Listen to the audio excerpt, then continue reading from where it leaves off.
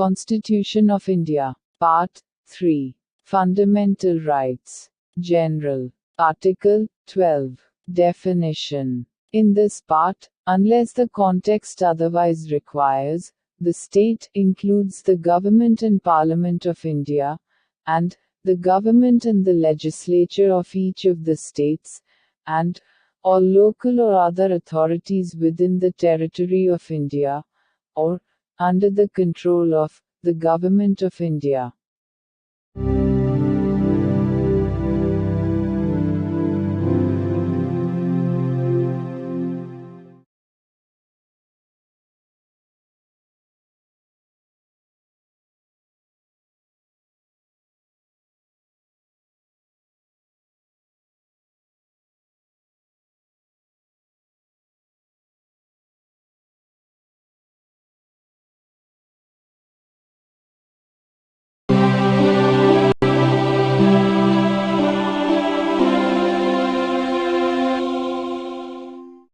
Constitution of India. Part 3. Fundamental Rights. General. Article 13. Laws, inconsistent with, or in derogation of the fundamental rights.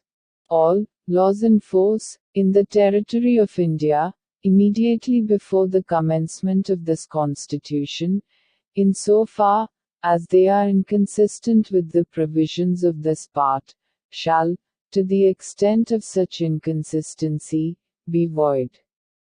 The state shall not make any law, which takes away, or abridges, the rights conferred by this part, and any law, made in contravention of this clause, shall, to the extent of the contravention, be void. In this article, unless the context otherwise requires, law includes any ordinance, order, by-law, rule, regulation, notification, custom or usage having, in the territory of India, the force of law. Laws in force includes laws passed or made by a legislature or other competent authority, in the territory of India, before the commencement of this Constitution, and not previously repealed, notwithstanding that any such law, or any part thereof, may not be then in operation, either at all, or in particular areas. Nothing in this article shall apply to any amendment of this Constitution, made under Article 368.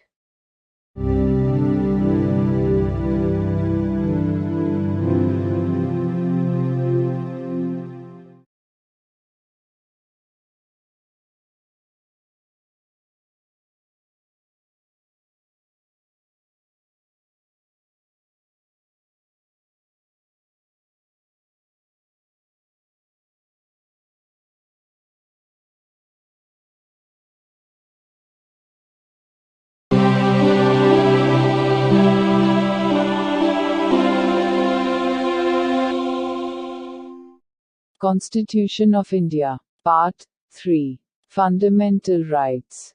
Right to equality. Article 14. Equality before law. The state shall not deny to any person equality before the law, or the equal protection of the laws, within the territory of India.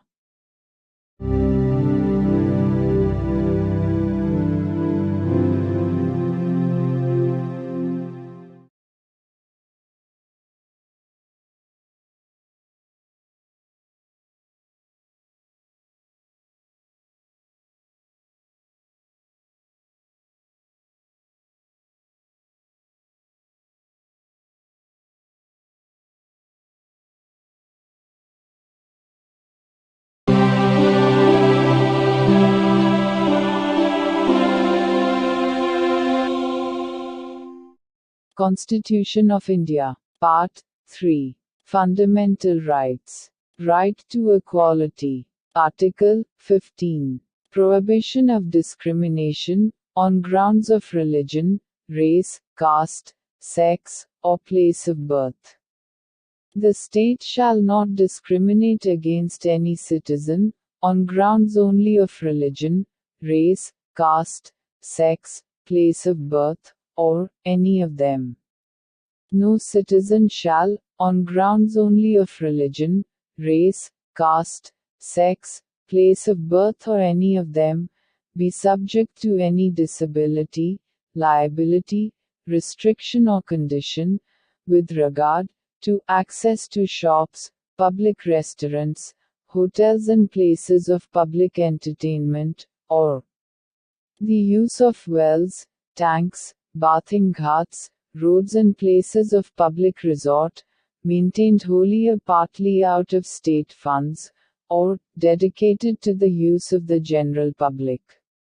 Nothing in this article shall prevent the state from making any special provision for women and children. Nothing in this article, or in Clause 2 of Article 29, shall prevent the state from making any special provision for the advancement of any socially and educationally backward classes of citizens, or for the scheduled castes and the scheduled tribes. Nothing in this article or, in subclause G of Clause 1 of Article 19, shall prevent the state from making any special provision, by law, for the advancement of any socially and educationally backward classes of citizens, or for the scheduled castes or the scheduled tribes, insofar as such special provisions relate to their admission to educational institutions, including private educational institutions, whether aided or unaided by the state, other than the minority educational institutions referred to in Clause 1 of Article 30. Nothing in this article or subclause G of Clause 1 of Article 19 or Clause 2 of Article 29 shall prevent the state from making any special provision for the advancement of any economically weaker sections of citizens, other than the classes mentioned in clauses 4 and 5.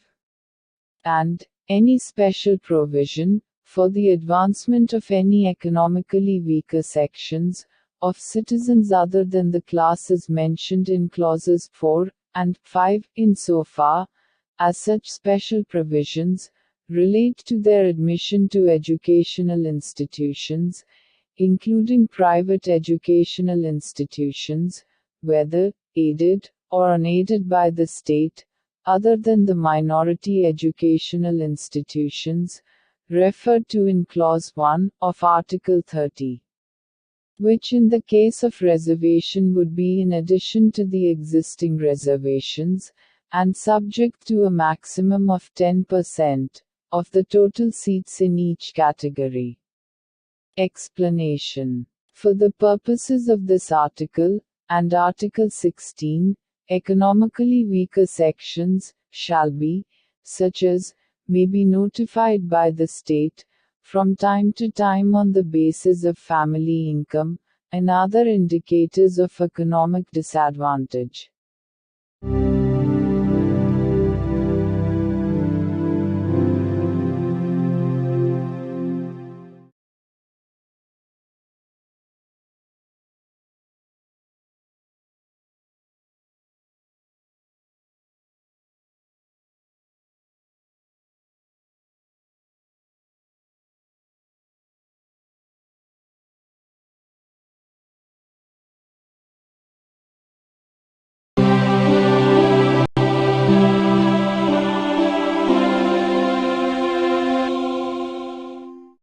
Constitution of India. Part 3. Fundamental Rights. Right to equality. Article 16. Equality of opportunity in matters of public employment.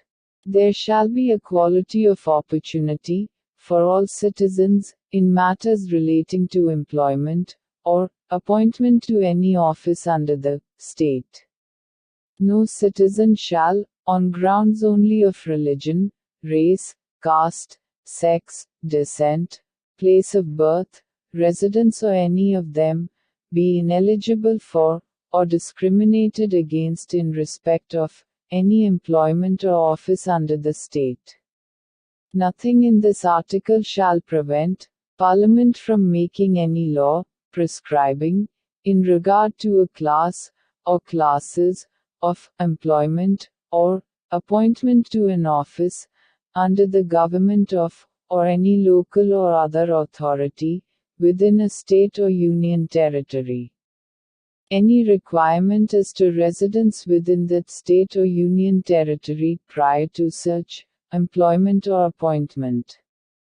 Nothing in this article shall prevent the state from making any provision for the reservation of appointments, or posts, in favor of any backward class of citizens, which, in the opinion of the state, is not adequately represented in the services under the state. Nothing in this article shall prevent the state from making any provision for reservation, in matters of promotion, with consequential seniority, to any class or classes of posts in the services under the state, in favor of the scheduled castes and the scheduled tribes, which, in the opinion of the state, are not adequately represented in the services under the state. Nothing in this article shall prevent the state from considering any unfilled vacancies of a year, which are reserved for being filled up in that year, in accordance with any provision for reservation made under Clause 4 or Clause 4a, as a separate class of vacancies to be filled up in any succeeding year or years, and such class of vacancies shall not be considered together with the vacancies of the year in which they are being filled up for determining the ceiling of 50% reservation on total number of vacancies of that year. Nothing in this article shall affect the operation of any law, which provides that the incumbent of an office in connection with the affairs of any religious or denominational institution, or any member of the governing body thereof, shall be a person professing a particular religion or belonging to a particular denomination. Nothing in this article shall prevent the state from making any provision for the reservation of appointments or posts in favor of any economically weaker sections of citizens, other than the classes mentioned in Clause 4, in addition to the existing reservation, and subject to a maximum of 10% of the posts in each category.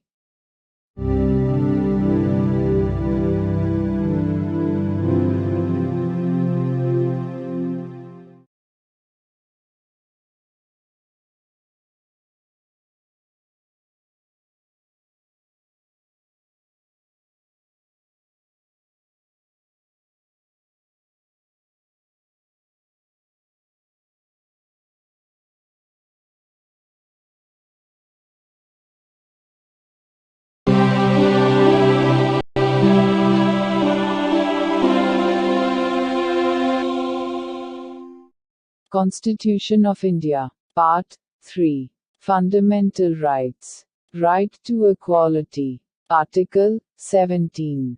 Abolition of untouchability. Untouchability is abolished and its practice in any form is forbidden.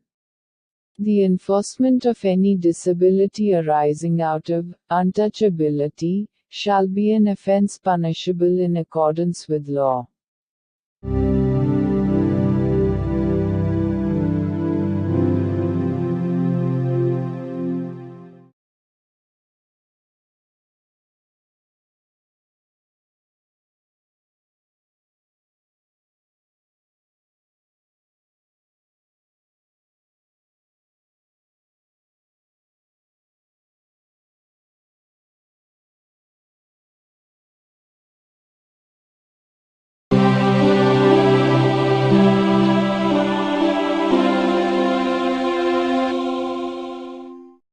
Constitution of India. Part 3. Fundamental Rights. Right to equality. Article 18.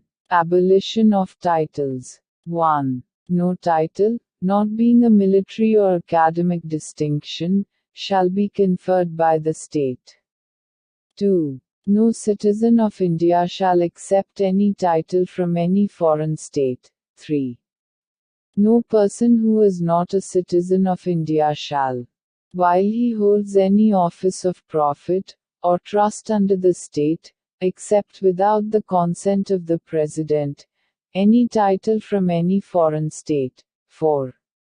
No person holding any office of profit or trust under the state shall, without the consent of the President, accept any present, emolument, or office of any kind from or under any foreign state.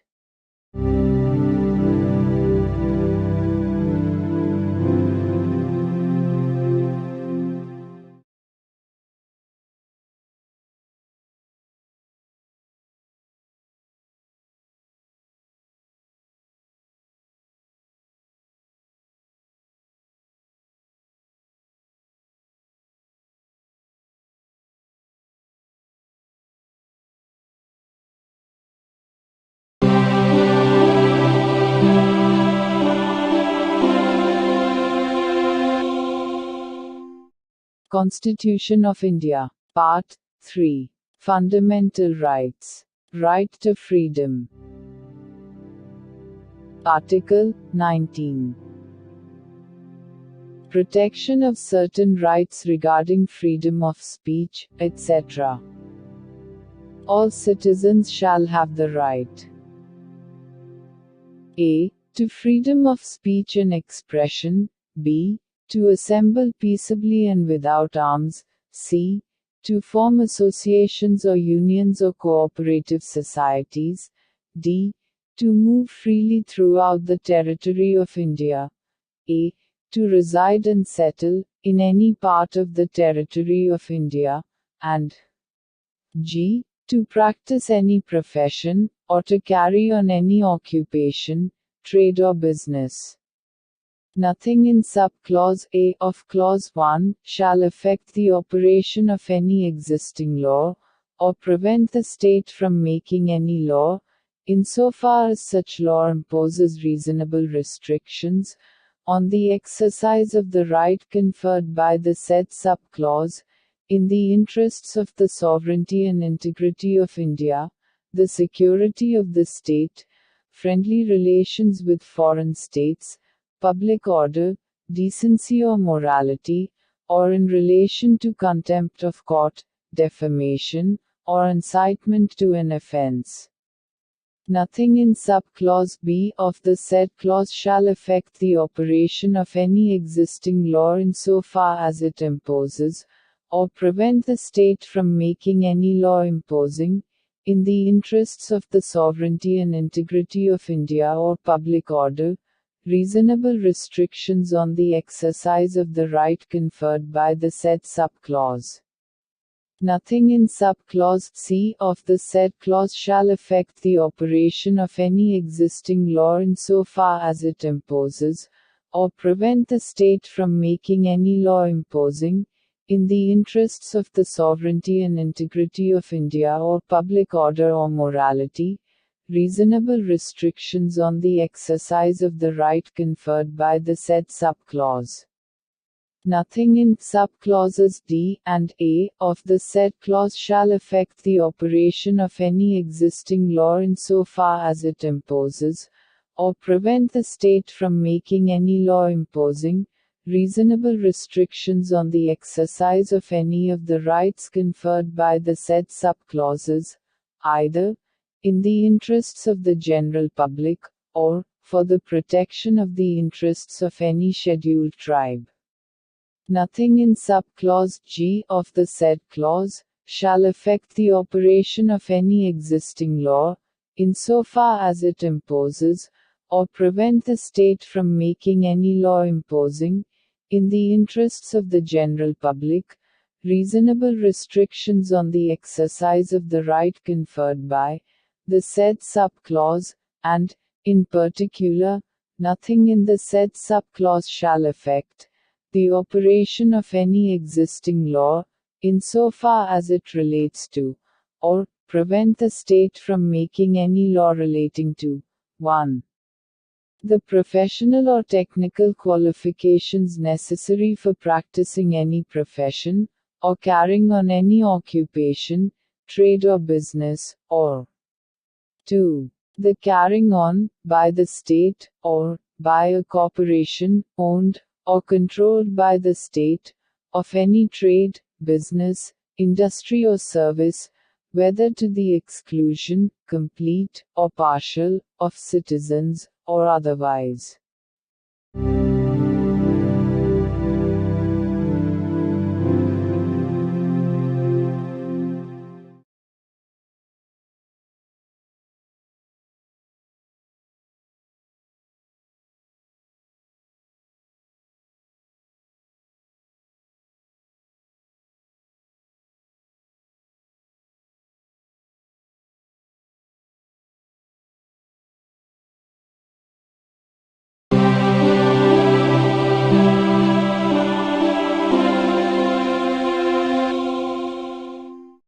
Constitution of India. Part 3. Fundamental Rights. Right to Freedom. Article 20. Protection, in respect of conviction for offences. No person shall be convicted, of any offence except for violation of a law, in force, at the time of the commission of the act, charged as an offence. Nor, be subjected, to a penalty greater than that, which might have been inflicted under the law, in force, at the time of the commission of the offence. No person shall be prosecuted and punished, for the same offence, more than once. No person accused of any offence shall be compelled, to be a witness against himself.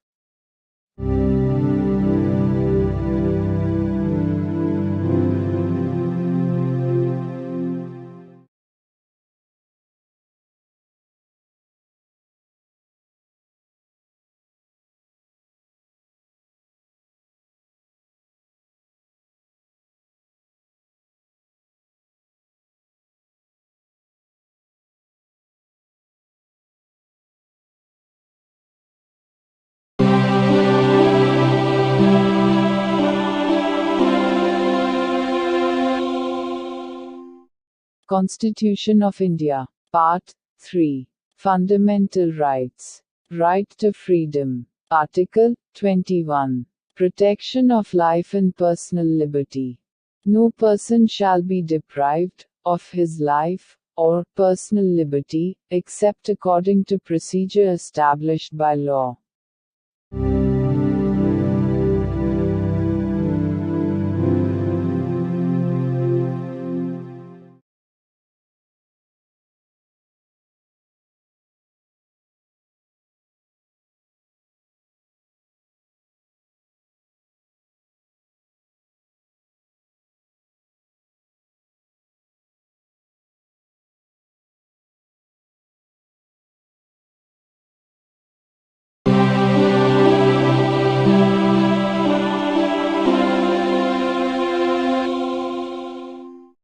Constitution of India. Part 3. Fundamental Rights. Right to Freedom. Article 21. A. Right to education. The state shall provide free and compulsory education, to all children of the age of 6 to 14 years, in such manner as the state may, by law, determine.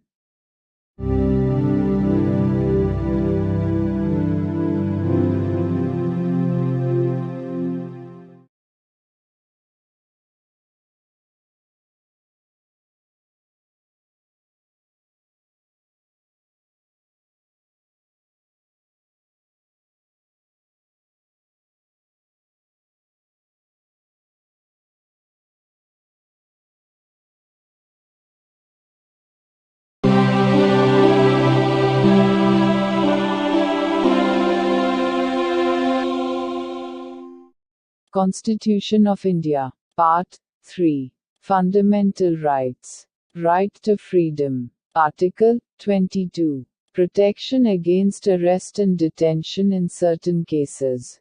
1. No person who is arrested shall be detained in custody without being informed, as soon as may be, of the grounds for such arrest. Nor shall he be denied the right to consult, and to be defended by, a legal practitioner of his choice. 2. Every person who is arrested and detained in custody shall be produced before the nearest magistrate, within a period of 24 hours, of such arrest excluding the time necessary for the journey from the place of arrest, to the court of the magistrate, and no such person shall be detained in custody beyond the said period, without the authority of a magistrate. 3. Nothing in clauses 1 and 2 shall apply to any person who for the time being is an enemy alien, or to any person who is arrested or detained, under any law providing for preventive detention. 4. No law providing for preventive detention shall authorize the detention of a person, for a longer period than 3 months. Unless, an advisory board consisting of persons, who are, or have been, or are qualified to be appointed as, judges of a high court, has reported, before the expiration of the said period of 3 months, that there is in its opinion sufficient cause for such detention. Provided that nothing in this subclause shall authorize the detention of any person, beyond the maximum period prescribed by any law made by Parliament, under subclause B of clause 7. Or, such person is detained, in accordance with the provisions of any law made by Parliament, under subclauses A and B of clause 7. 5. When any person is detained in pursuance of an order made under any law, providing for preventive detention, the authority making the order shall, as soon as may be, communicate to such person the grounds on which the order has been made, and shall afford him the earliest opportunity of making a representation against the order. 6. Nothing in clause 5 shall require the authority making any such order, as is referred to in that clause, to disclose facts, which such authority considers to be against the public interest to disclose. 7. Parliament may by law prescribe a. The circumstances, under which in the class, or classes of cases, in which, a person may be detained for a period longer than 3 months, under any law providing for preventive detention, without obtaining the opinion of an advisory board, in accordance with, the provisions of subclause A, of clause 4. B. The maximum period, for which any person, may in any class, or classes of cases, be detained, under any law, providing for preventive detention. And, C. The procedure to be followed by an advisory board, in, an inquiry, under, subclause A of clause 4.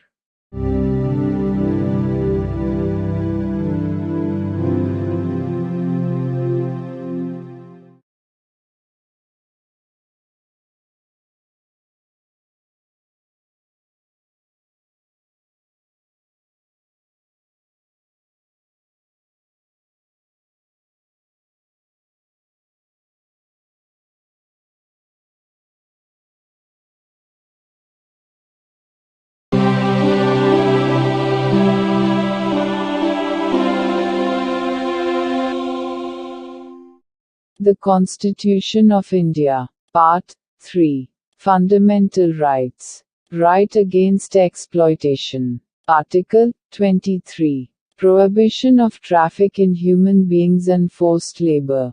1. Traffic in human beings, and beggar, and other similar forms of forced labor, are prohibited. And any contravention of this provision shall be an offense, punishable, in accordance with law. 2. Nothing in this article shall prevent the state from imposing compulsory service for public purposes. And in imposing such service, the state shall not make any discrimination on grounds only of religion, race, caste or class or any of them.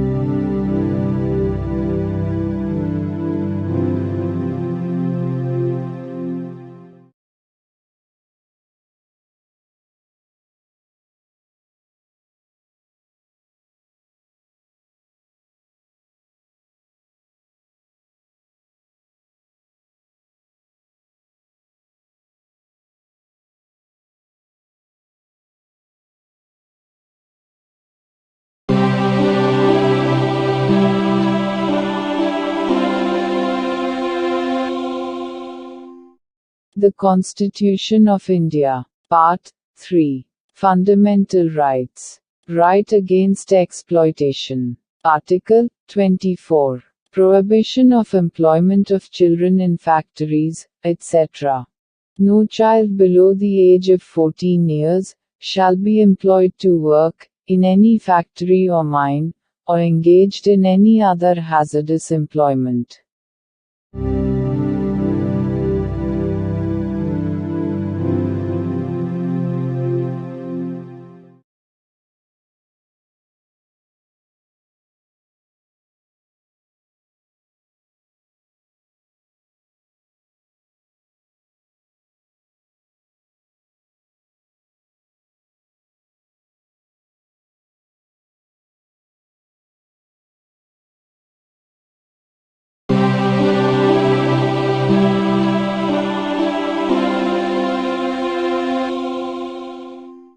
The Constitution of India. Part 3. Fundamental Rights. Right to freedom of religion. Article 25. Freedom of conscience, and free profession, practice and propagation of religion. 1. Subject to public order, morality and health, and, to the other provisions of this part, all persons are equally entitled to freedom of conscience, and the right, freely to profess, practice, and propagate religion. 2. Nothing in this article shall affect the operation of any existing law, or prevent the state from making any law, regulating or restricting any economic, financial, political or other secular activity which may be associated with religious practice. B. Providing for social welfare and reform, or the throwing open of Hindu religious institutions of a public character to all classes and sections of Hindus. Explanation 1. The wearing and carrying of kirpans shall be deemed to be included in the profession of the Sikh religion. Explanation 2. In sub-clause B of clause 2, the reference to Hindus shall be construed as including a reference to persons professing the Sikh, Jaina, or Buddhist religion, and the reference to Hindu religious institutions shall be construed accordingly.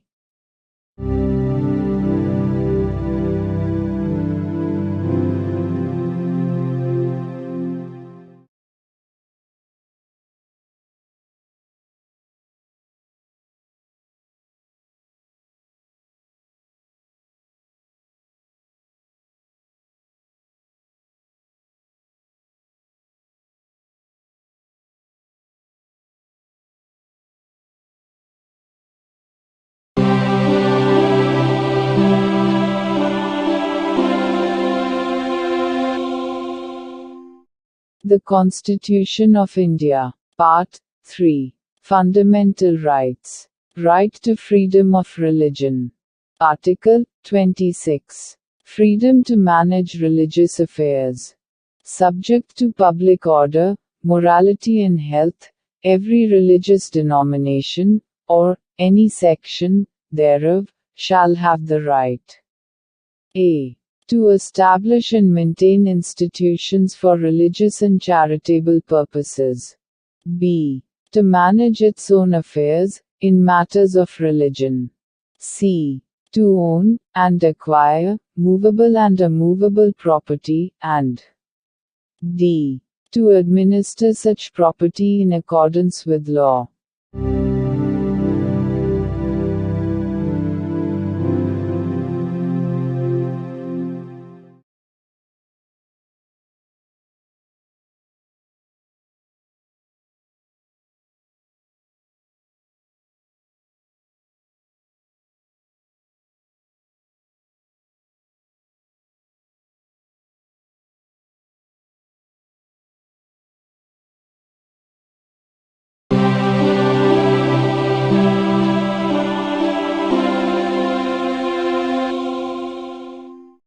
The Constitution of India. Part 3. Fundamental Rights. Right to freedom of religion. Article 27. Freedom as to payment of taxes, for promotion of any particular religion. No person shall be compelled to pay any taxes, the proceeds of which are specifically appropriated in payment of expenses for the promotion or maintenance of any particular religion or religious denomination.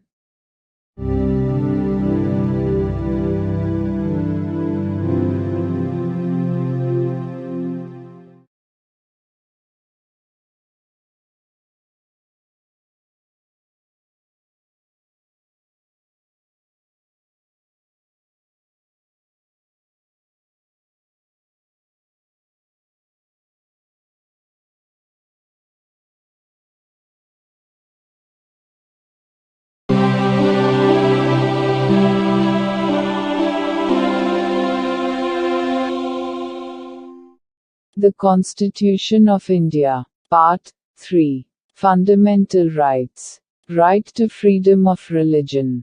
Article 28. Freedom as to attendance at religious instruction, or religious worship, in certain educational institutions. 1. No religious instruction shall be provided in any educational institution, wholly maintained out of state funds. 2. Nothing in Clause 1 shall apply to an educational institution which is administered by the state, but has been established under any endowment or trust, which requires that religious instruction shall be imparted in such institution. 3. No person attending any educational institution recognized by the state, or receiving aid out of state funds, shall be required to take part in any religious instruction that may be imparted in such institution, or to attend any religious worship that may be conducted in such institution or in any premises attached thereto, unless such person, or, if such person is a minor, his guardian has given his consent thereto.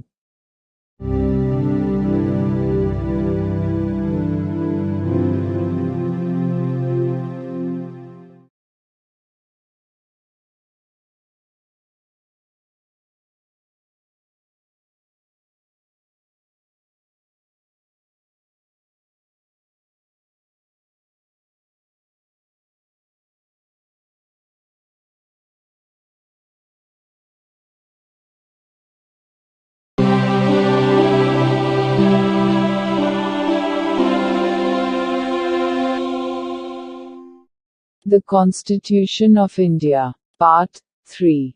Fundamental Rights. Cultural and Educational Rights. Article 29. Protection of interests of minorities. 1. Any section of the citizens residing in the territory of India, or any part thereof having a distinct language, script, or culture of its own, shall have the right to conserve the same.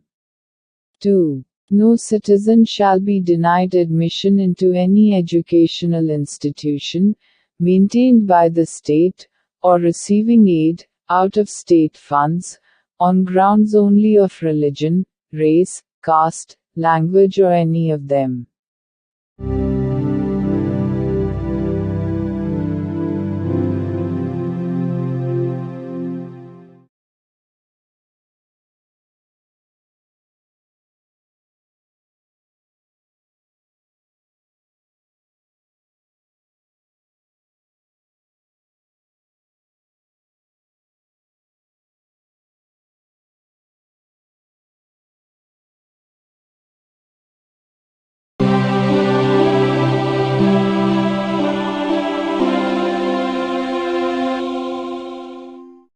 The Constitution of India. Part 3. Fundamental Rights. Cultural and Educational Rights. Article 30. Right of minorities to establish and administer educational institutions.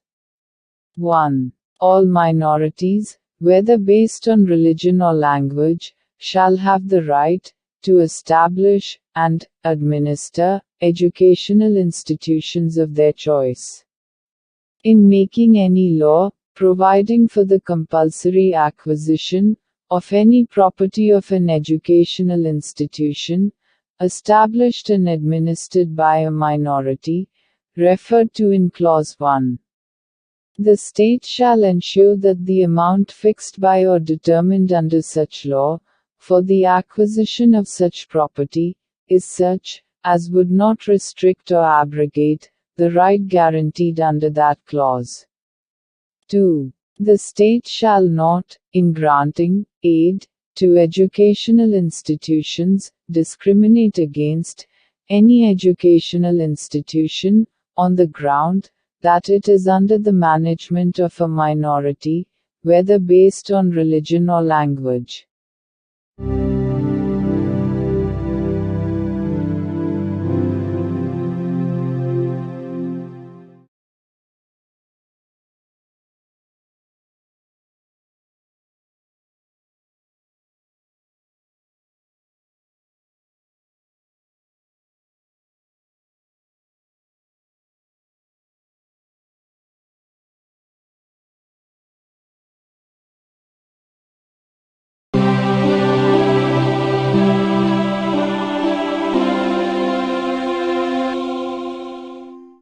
The Constitution of India. Part 3. Fundamental Rights. Saving of certain laws. Article 31A. Saving of laws providing for acquisition of estates, etc.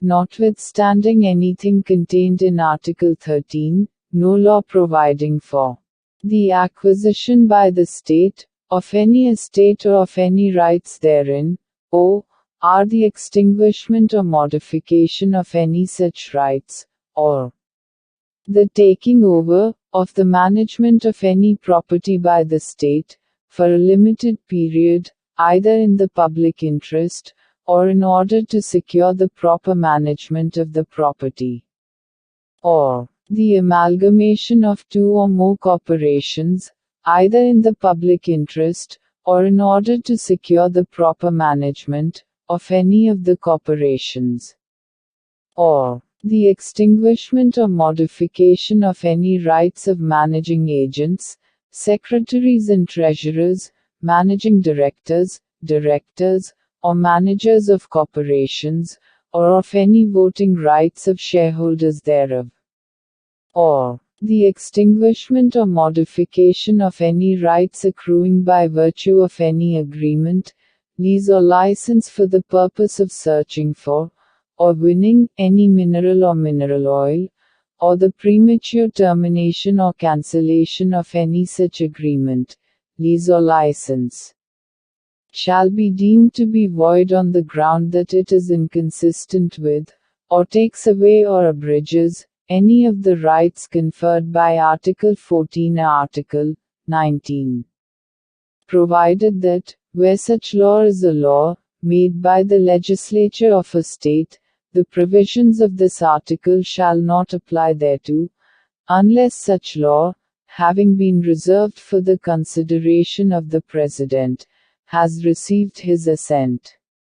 Provided further, that, where any law makes any provision for the acquisition by the state, of any estate and where any land comprised therein is held by a person under his personal cultivation, it shall not be lawful for the state to acquire any portion of such land, as is within the ceiling limit, applicable to him under any law for the time being in force, or any building or structure standing thereon or tenant thereto, unless the law relating to the acquisition of such land, building or structure, provides for payment of compensation, at a rate, which shall not be less than the market value thereof. In this article, the expression estate shall, in relation to any local area, have the same meaning as that expression, or its local equivalent has in the existing law, relating to land tenures in force, in that area, and shall also include any jagir, inam, or muafi, or other similar grant. And, in the states of Tamil Nadu and Kerala, any janmam right. Any land held under ryotwari settlement. Any land held, or let for purposes of agriculture, or for purposes ancillary thereto, including waste land, forest land, land for pasture, or sites of buildings, and other structures occupied by cultivators of land, agricultural laborers, and village artisans. The expression, rights, in relation to an estate, shall include any rights vesting in a proprietor, sub-proprietor, under-proprietor, tenure-holder, rayat, under-rayat, or other intermediary and any rights, or privileges in respect of land revenue.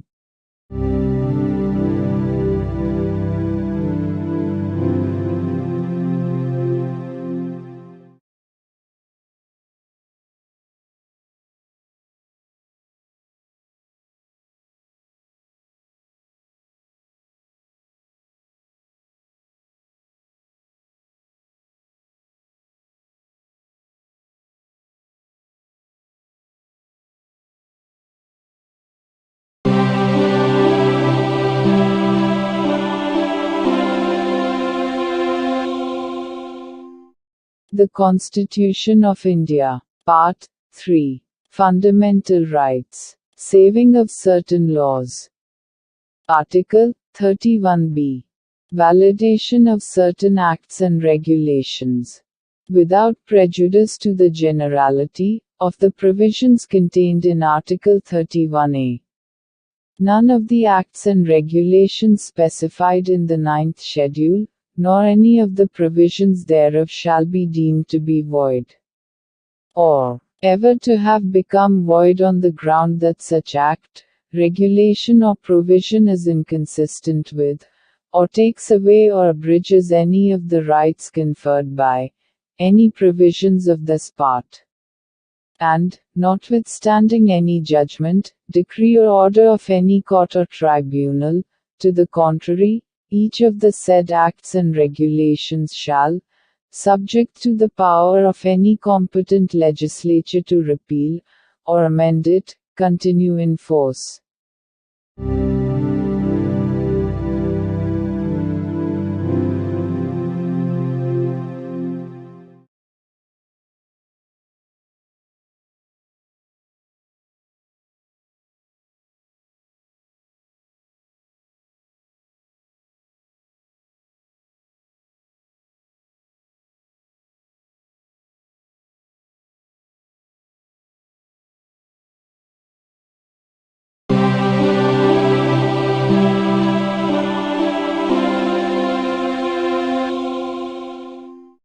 The Constitution of India. Part 3. Fundamental Rights. Saving of certain laws. Article 31c. Saving of laws giving effect to certain directive principles. Notwithstanding anything contained in Article 13. No law giving effect to the policy of the state towards securing all or any of the principles laid down in Part 4 shall be deemed to be void, on the ground that it is inconsistent with, or takes away or abridges any of the rights conferred by Article 14 or Article 19. And no law containing a declaration that it is for giving effect to such policy, shall be called in question in any court, on the ground that it does not give effect to such policy, provided that, where such law is made by the legislature of a state, the provisions of this article shall not apply thereto, unless such law, having been reserved for the consideration of the President, has received his assent.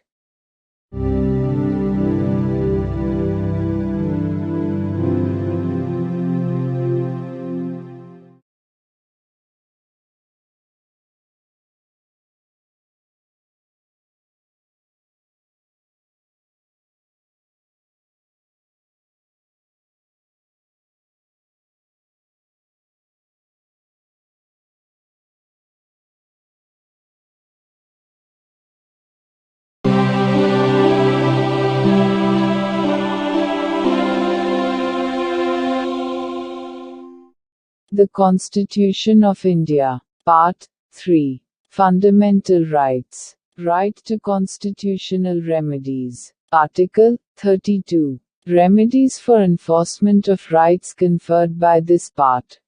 1.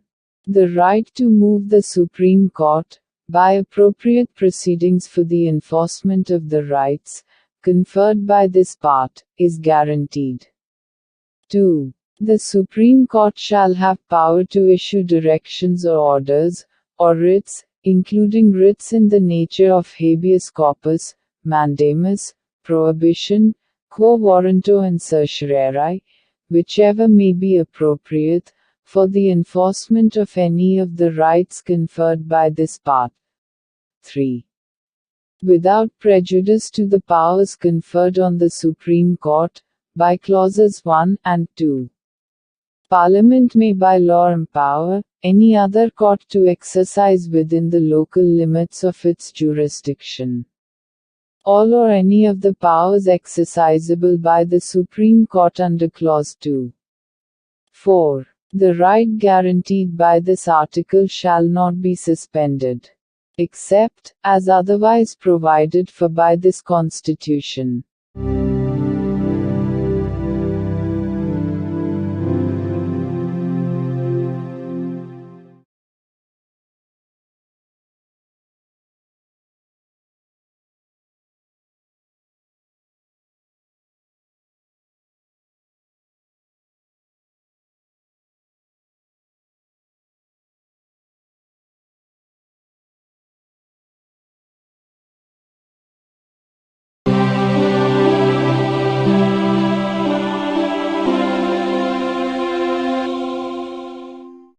The Constitution of India. Part 3. Fundamental Rights. Right to constitutional remedies. Article 33. Power of Parliament, to modify the rights, conferred by this part, in their application to forces, etc.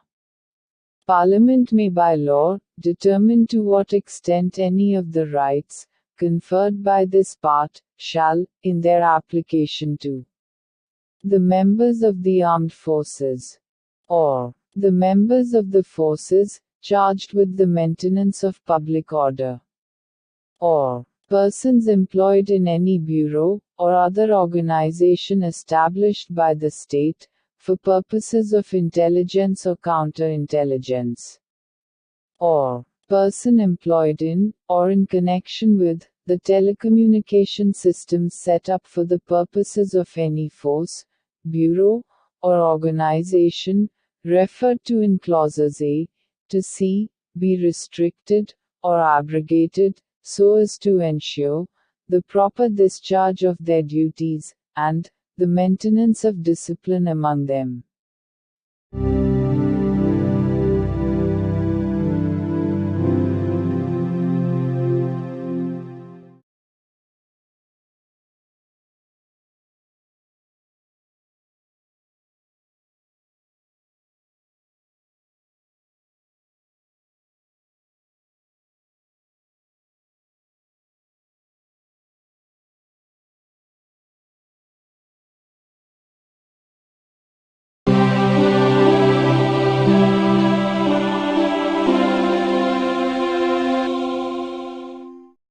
The Constitution of India. Part 3. Fundamental Rights. Right to constitutional remedies. Article 34.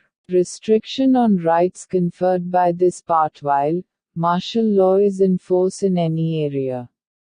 Notwithstanding anything in the foregoing provisions of this part, Parliament may, by law, indemnify any person, in the service of the Union, or of a state, or any other person, in respect of any act done by him, in connection with the maintenance or restoration of order, in any area within the territory of India, where martial law was in force, or validate any sentence passed, punishment inflicted, forfeiture ordered, or other act done under martial law in such area.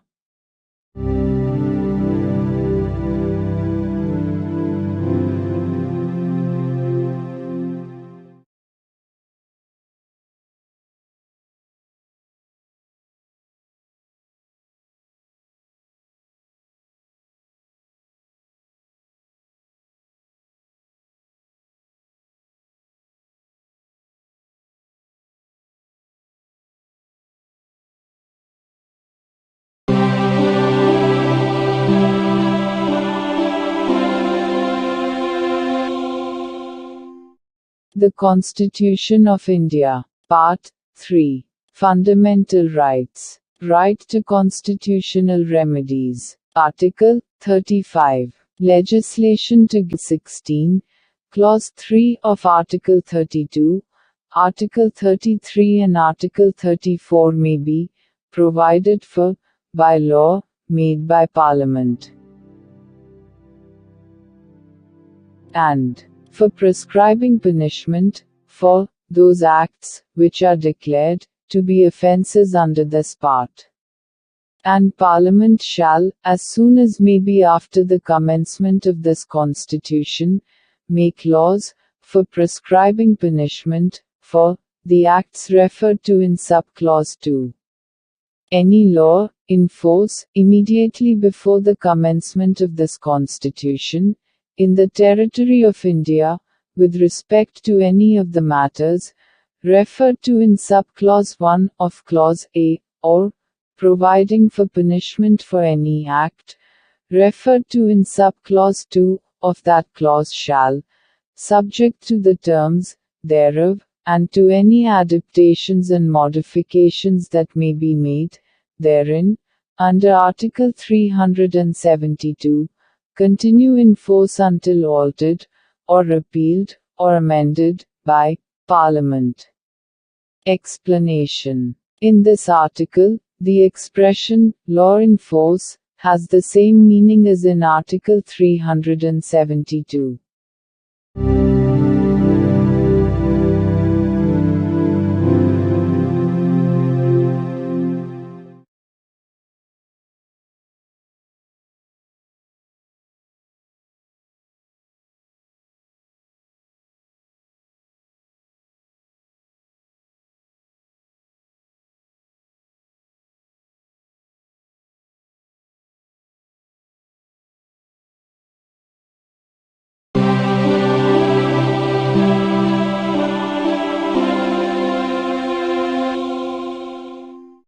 The Constitution of India. Part 4. Directive Principles of State Policy. Article 36. Definition. In this part, unless the context otherwise requires, the state has the same meaning as in Part 3.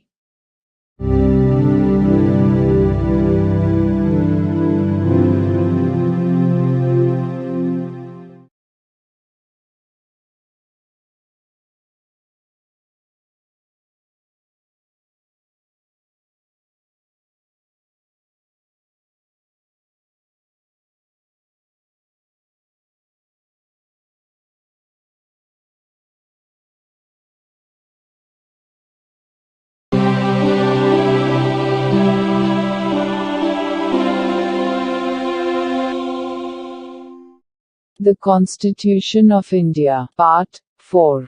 Directive Principles of State Policy. Article 37. Application of the principles contained in this part. The provisions contained in this part shall not be enforceable by any court. But the principles therein laid down are nevertheless fundamental in the governance of the country, and it shall be the duty of the state to apply these principles in making laws.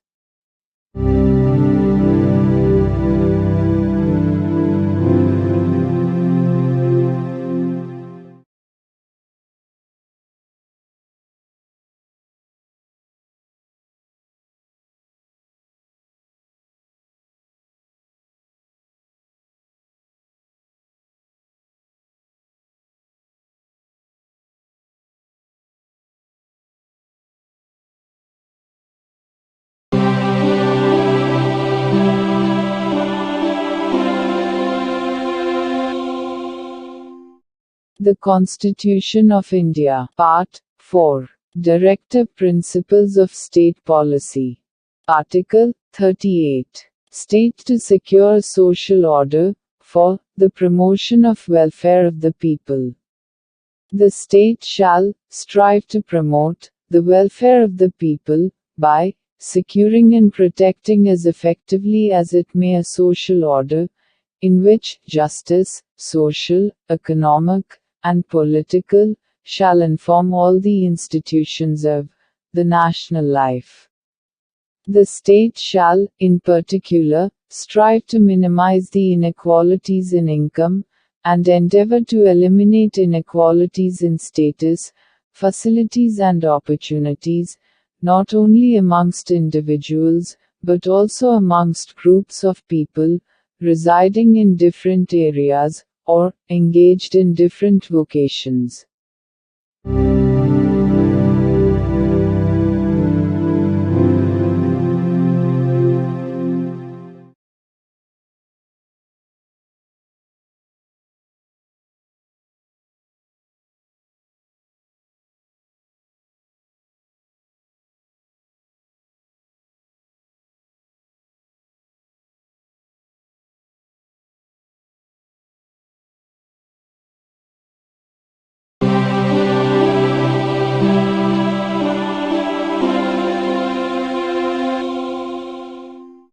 The Constitution of India. Part 4. Directive Principles of State Policy. Article 39. Certain principles of policy, to be followed by the state. The state shall, in particular, direct its policy towards securing a. That the citizens, men and women equally, have the right to an adequate means of livelihood. B. That the ownership and control of the material resources of the community are so distributed as best to subserve the common good. C. That the operation of the economic system does not result in the concentration of wealth and means of production to the common detriment. D. That there is equal pay for equal work for both men and women. A. That the health and strength of workers, men and women, and the tender age of children are not abused. And that citizens are not forced by economic necessity to enter avocations unsuited to their age or strength. F. That children are given opportunities and facilities to develop in a healthy manner and in conditions of freedom and dignity. And that childhood and youth are protected against exploitation, and against moral and material abandonment.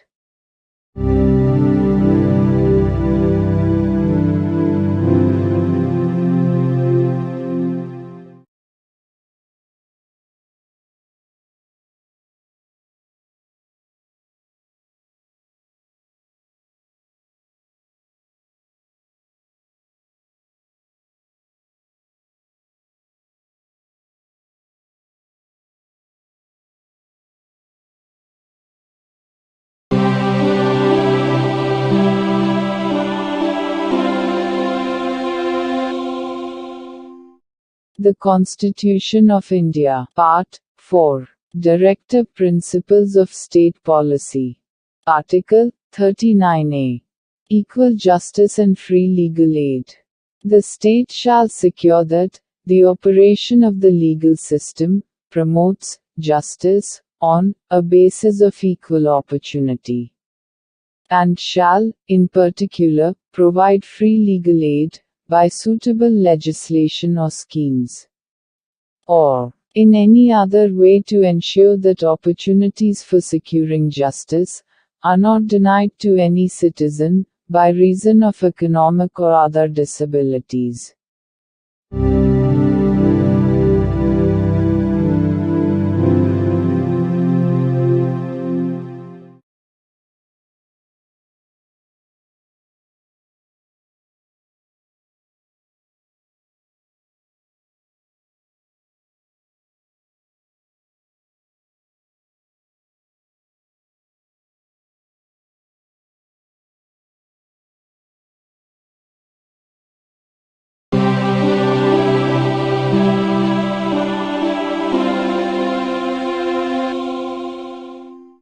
The Constitution of India, Part 4.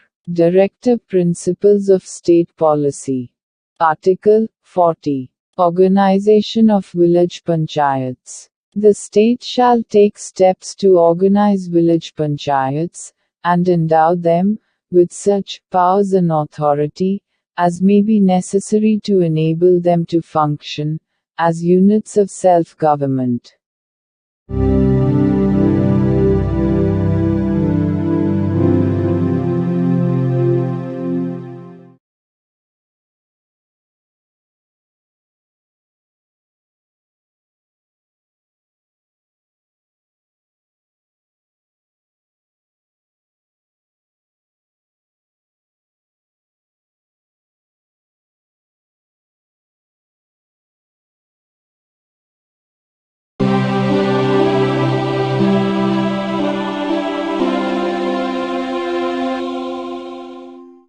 The Constitution of India, Part 4. Directive Principles of State Policy. Article 41. Right to work, to education, and to public assistance, in certain cases. The state shall, within the limits of its economic capacity and development, make effective provision for securing the right to work, to education, and to public assistance, in cases of unemployment, old age, sickness, and disablement, and in other cases of undeserved want.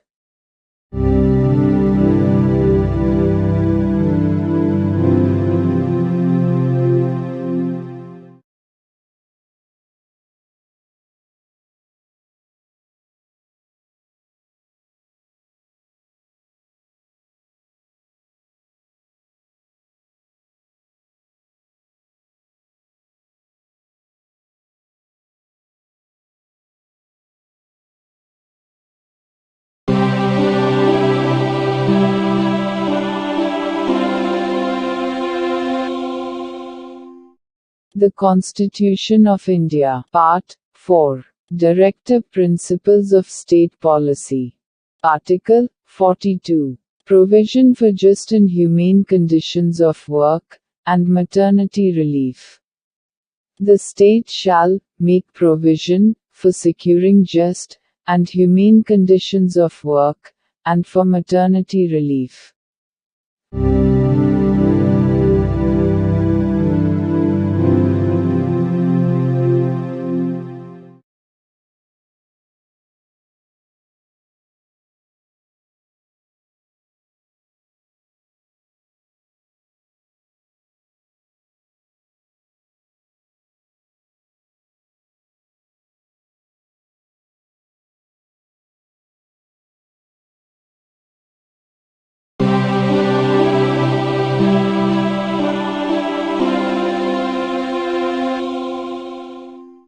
The Constitution of India, Part 4.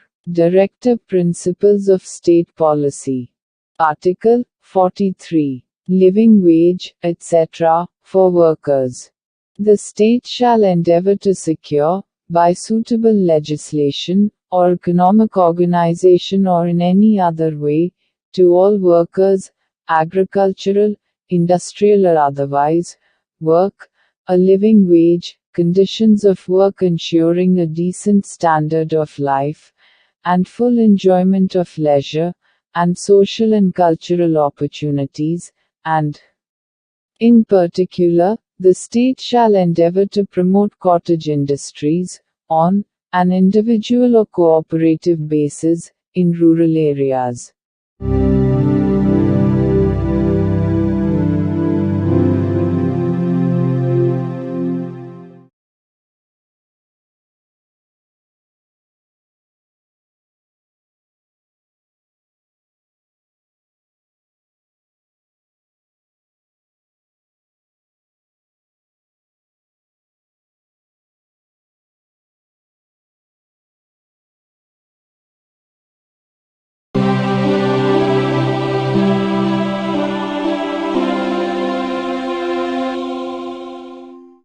The Constitution of India. Part 4.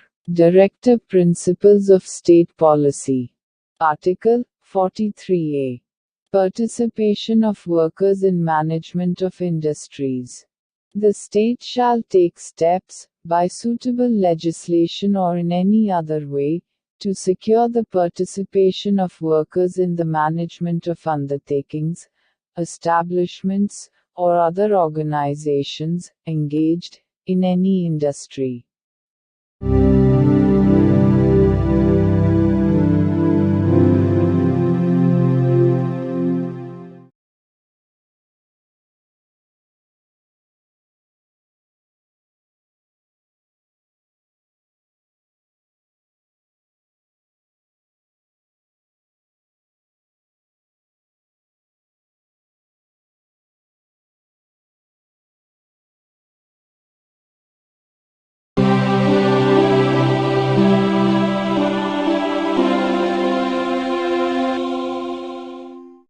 The Constitution of India. Part 4.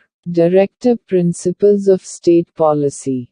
Article 43b. Promotion of cooperative societies. The state shall endeavor to promote voluntary formation, autonomous functioning, democratic control and professional management of cooperative societies.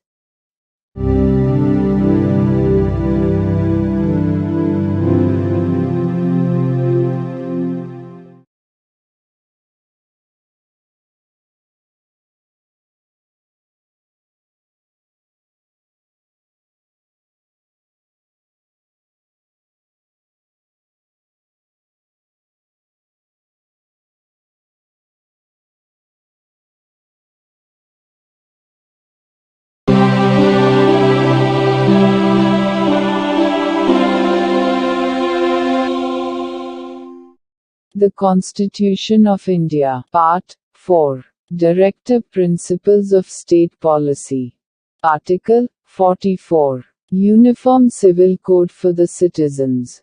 The state shall endeavor to secure for the citizens a uniform civil code throughout the territory of India.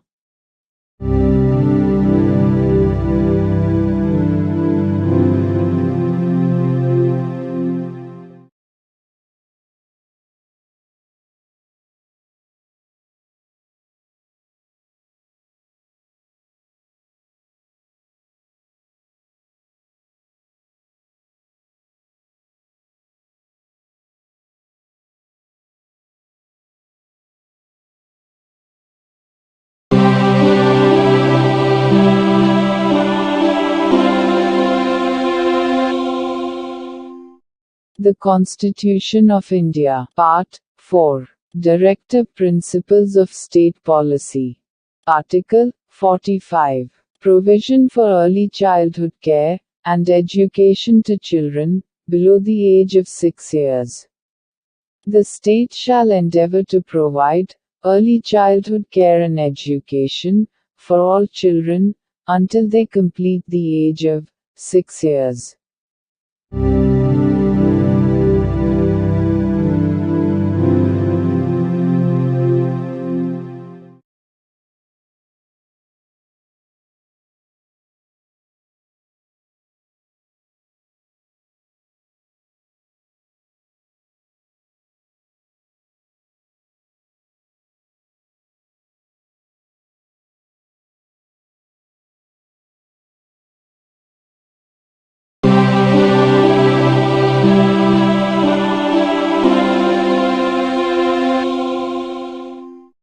The Constitution of India. Part 4. Directive Principles of State Policy. Article 46. Promotion of educational and economic interests of scheduled castes, scheduled tribes, and other weaker sections. The state shall promote with special care the educational and economic interests of the weaker sections of the people, and, in particular, of the scheduled castes and the scheduled tribes, and shall protect them from social injustice and all forms of exploitation.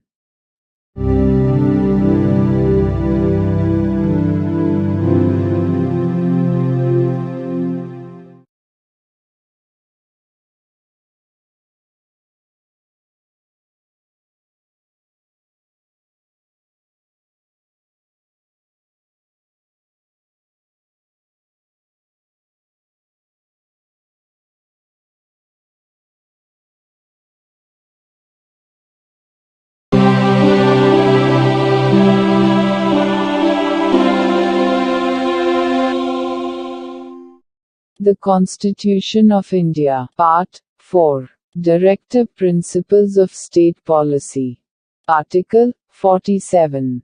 Duty of the state to raise the level of nutrition and the standard of living, and to improve public health.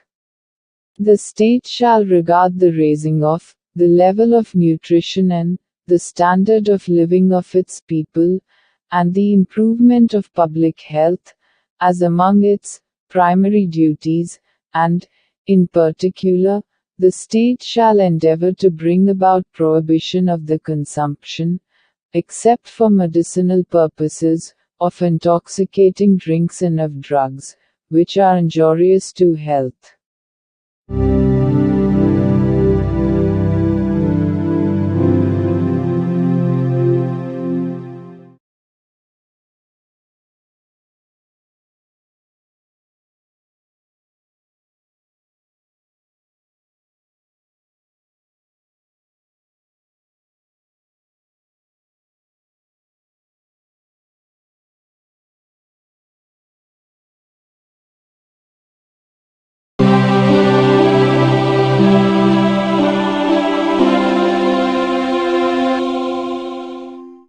The Constitution of India. Part 4. Directive Principles of State Policy. Article 48. Organization of Agriculture and Animal Husbandry. The state shall endeavor to organize agriculture and animal husbandry, on modern and scientific lines, and shall, in particular, take steps for preserving and improving the breeds, and prohibiting the slaughter of cows and calves and other milch and draft cattle.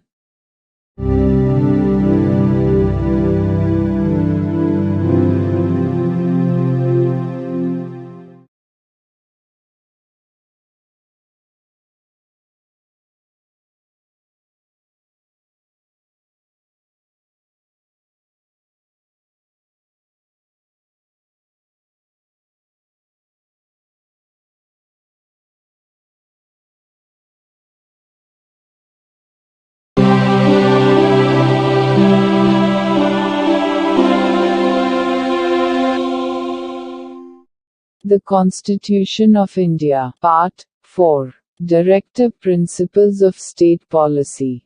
Article 48A.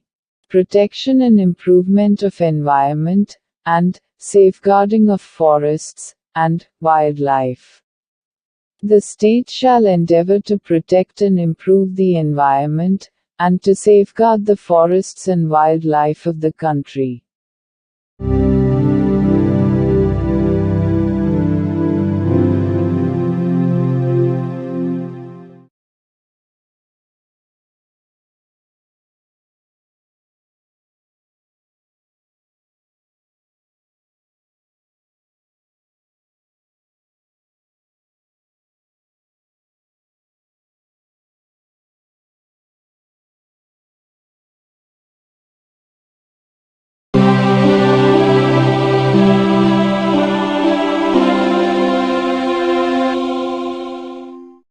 The Constitution of India. Part 4. Directive Principles of State Policy. Article 49. Protection of monuments, and places, and objects of national importance. It shall be the obligation of the state to protect every monument, or place, or object of artistic, or historic interest, declared, by, or under law made by Parliament to be of national importance, from spoliation, disfigurement, destruction, removal, disposal or export, as the case may be.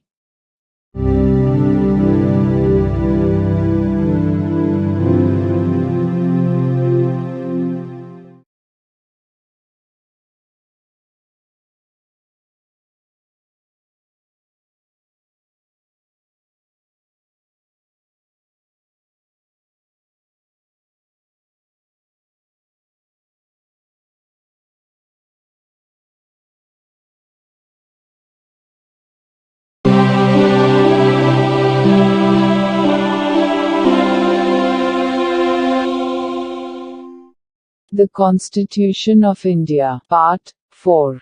Directive Principles of State Policy. Article 50. Separation of judiciary from executive. The state shall take steps to separate the judiciary from the executive, in the public services, of the state.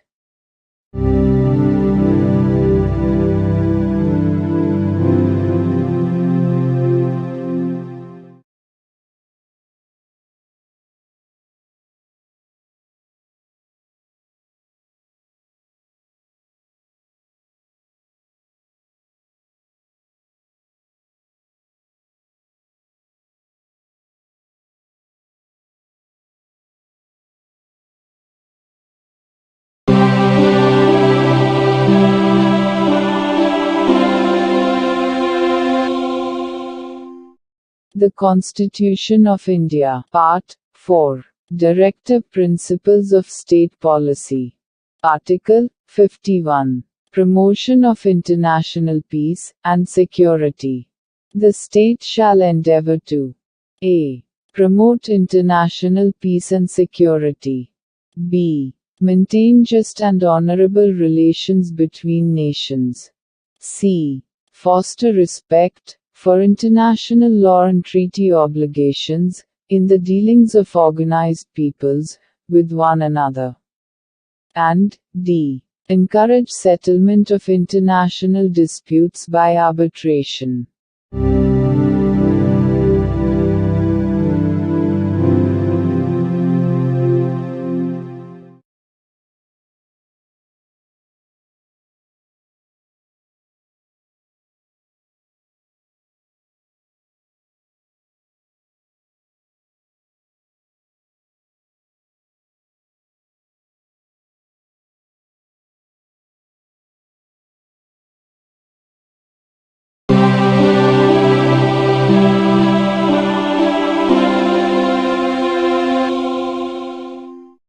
The Constitution of India. Part 4a. Fundamental Duties. Article 51a. Fundamental Duties. It shall be the duty of every citizen of India to abide by the Constitution and respect its ideals and institutions, the national flag and the national anthem. b. To cherish and follow the noble ideals which inspired our national struggle for freedom. c. To uphold and protect the sovereignty, unity and integrity of India. d. To defend the country and render national service, when called upon to do so. a. To promote harmony and the spirit of common brotherhood amongst all the people of India, transcending religious, linguistic and regional, or sectional diversities. To renounce practices derogatory to the dignity of women. f. To value and preserve the rich heritage of our composite culture. g. To protect and improve the natural environment, including forests, lakes, rivers and wildlife, and to have compassion for living creatures. H. To develop the scientific temper, humanism, and the spirit of inquiry and reform. I. To safeguard public property, and to abjure violence. J. To strive towards excellence in all spheres of individual and collective activity, so that the nation constantly rises to higher levels of endeavor and achievement. K. Who is a parent or guardian, to provide opportunities for education to his child, or, as the case may be, what between the age of 6 and 14 years.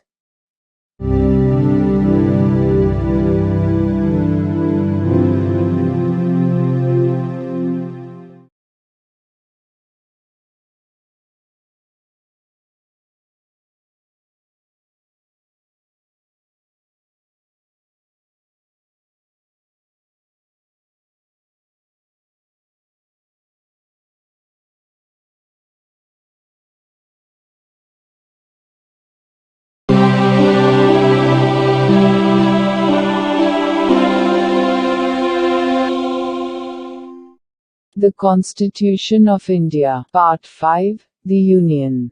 Chapter 1. The Executive. The President and Vice President.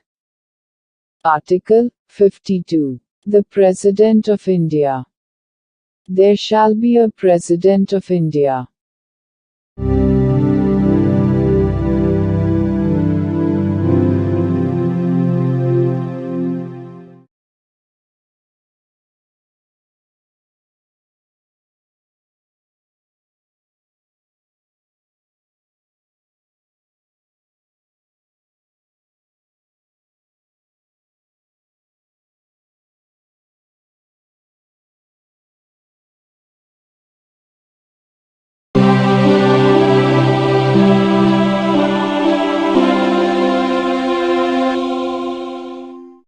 The Constitution of India. Part 5, The Union. Chapter 1. The Executive. The President and Vice President. Article 53. Executive power of the Union. 1. The executive power of the Union shall be vested in the President, and shall be exercised by him, either directly, or through officers subordinate to him, in accordance with this Constitution. 2. Without prejudice to the generality of the foregoing provision, the supreme command of the defense forces of the Union shall be vested in the President, and the exercise thereof shall be regulated by law. 3. Nothing in this article shall be deemed to transfer to the President any functions conferred by any existing law on the government of any state, or other authority, or prevent Parliament from conferring by law functions on authorities other than the President.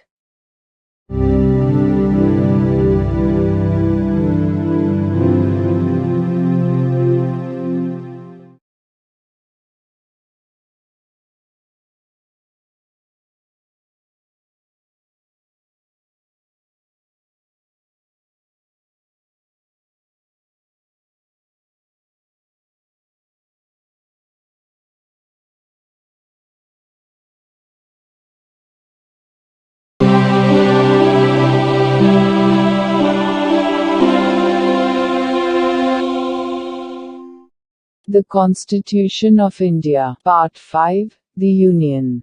Chapter 1. The Executive. The President and Vice President.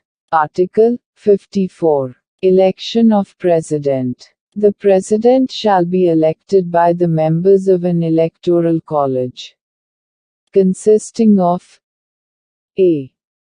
the elected members of both Houses of Parliament, and b. the elected members of the legislative assemblies of the states. Explanation. In this article, and in Article 55, state includes the National Capital Territory of Delhi and the Union Territory of Pondicherry.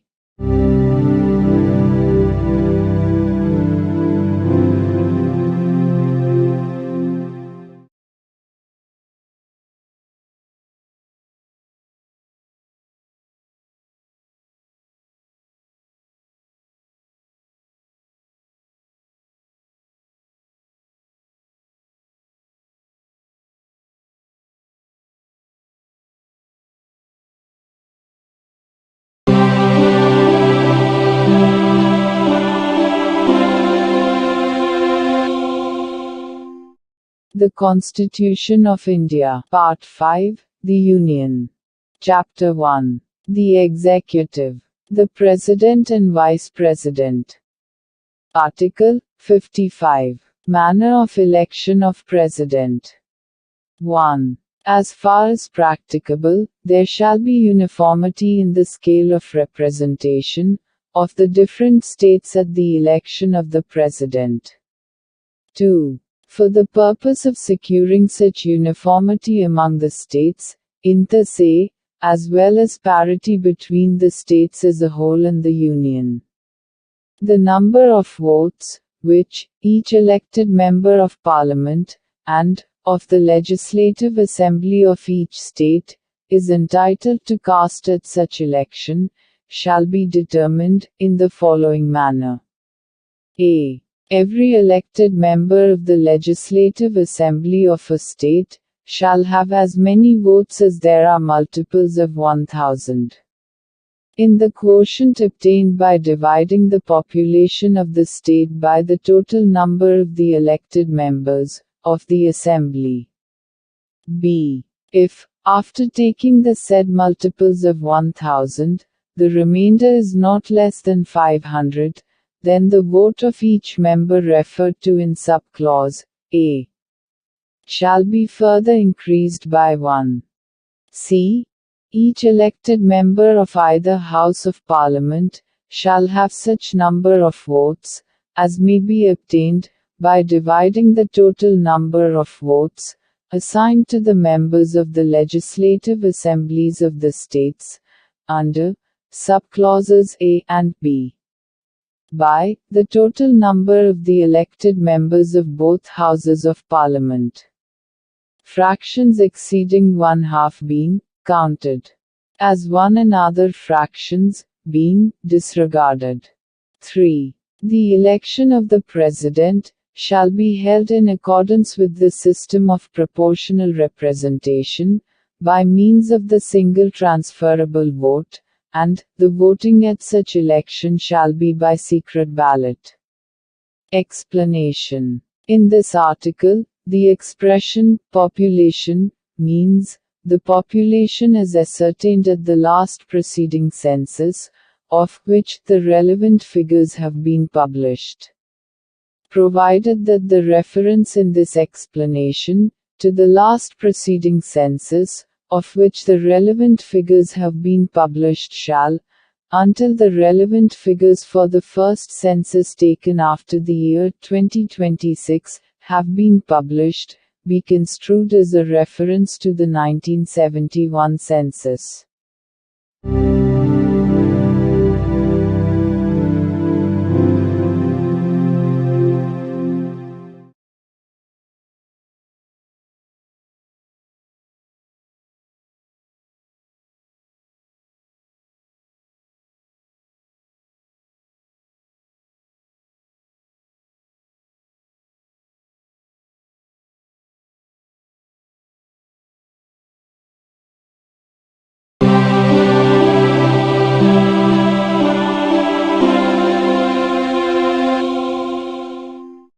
The Constitution of India. Part 5. The Union. Chapter 1. The Executive. The President and Vice President. Article 56. Term of Office of President. 1. The President shall hold office for a term of 5 years, from the date on which he enters upon his office. Provided that a. The President may, by writing under his hand addressed to the Vice President, resign his office. B. The President may, for violation of the Constitution, be removed from office by impeachment in the manner provided in Article 61. C. The President shall, notwithstanding the expiration of his term, continue to hold office, until his successor enters upon his office. 2. Any resignation addressed to the Vice President under Clause A of the proviso to Clause 1 shall forthwith be communicated, by him, to the Speaker of the House of the People.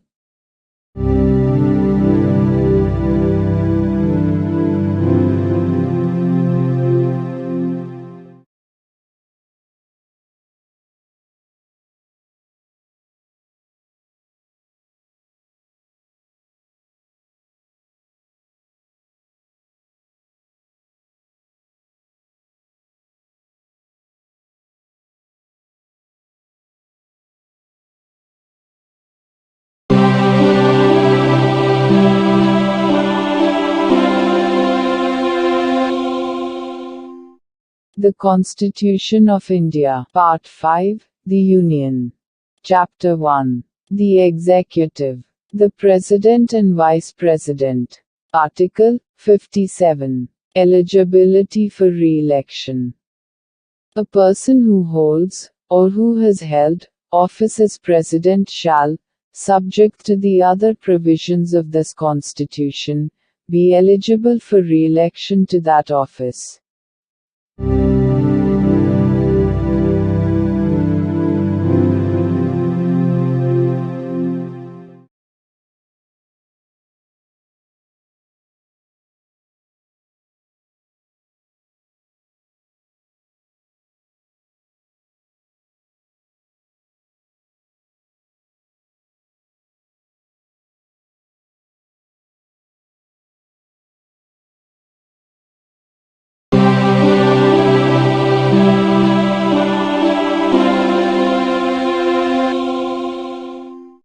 The Constitution of India. Part 5, The Union. Chapter 1. The Executive. The President and Vice President. Article 58. Qualifications for election as President. 1. No person shall be eligible for election as President, unless he is a citizen of India, has completed the age of 35 years, and is qualified for election, as a member of the House of the People. 2. A person shall not be eligible for election as President if he holds any office of profit, under the Government of India, or the Government of any state, or under any local or other authority, subject to the control of any of the said governments. Explanation. For the purposes of this article, a person shall not be deemed to hold any office of profit, by reason only that he is the President or Vice President of the Union, or the Governor of any state, or as a minister either for the Union or for any state.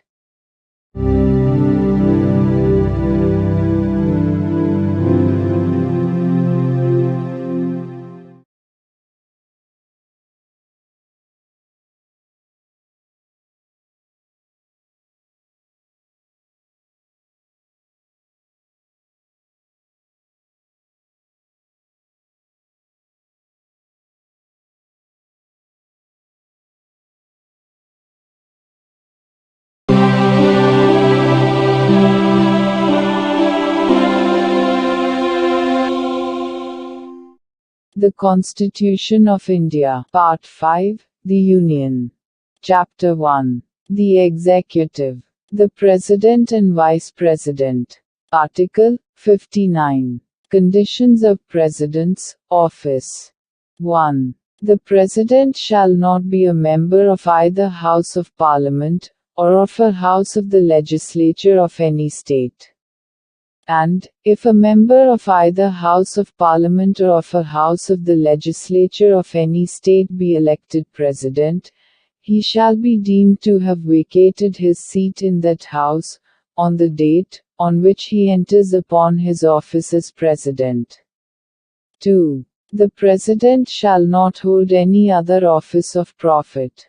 3. The President shall be entitled without payment of rent to the use of his official residences, and shall be also entitled to such emoluments, allowances, and privileges as may be determined by Parliament by law. And, until provision in that behalf is so made, such emoluments, allowances and privileges, as are specified in the second schedule. 4. The emoluments and allowances of the President shall not be diminished during his term of office.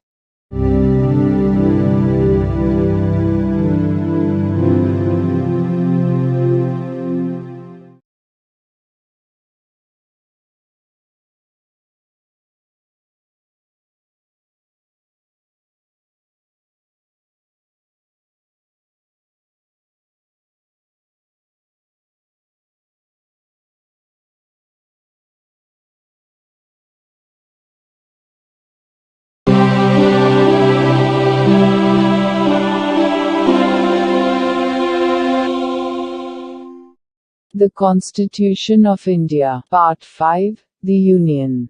Chapter 1. The Executive. The President and Vice President.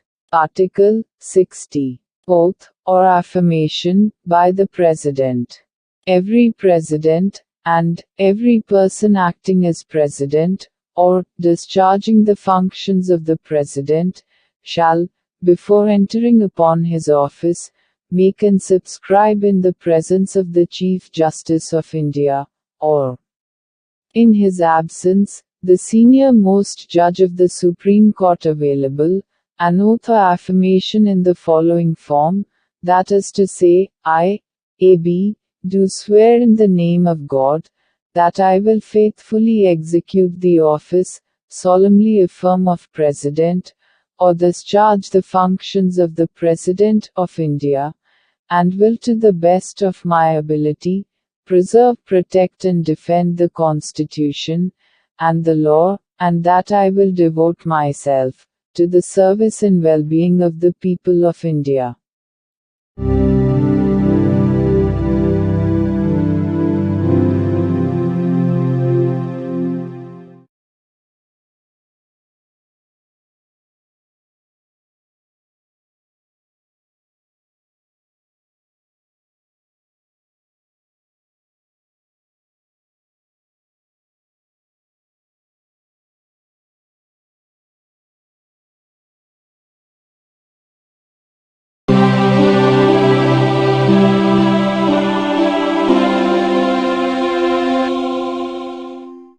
The Constitution of India. Part 5. The Union. Chapter 1. The Executive. The President and Vice President. Article 61. Procedure for impeachment of the President.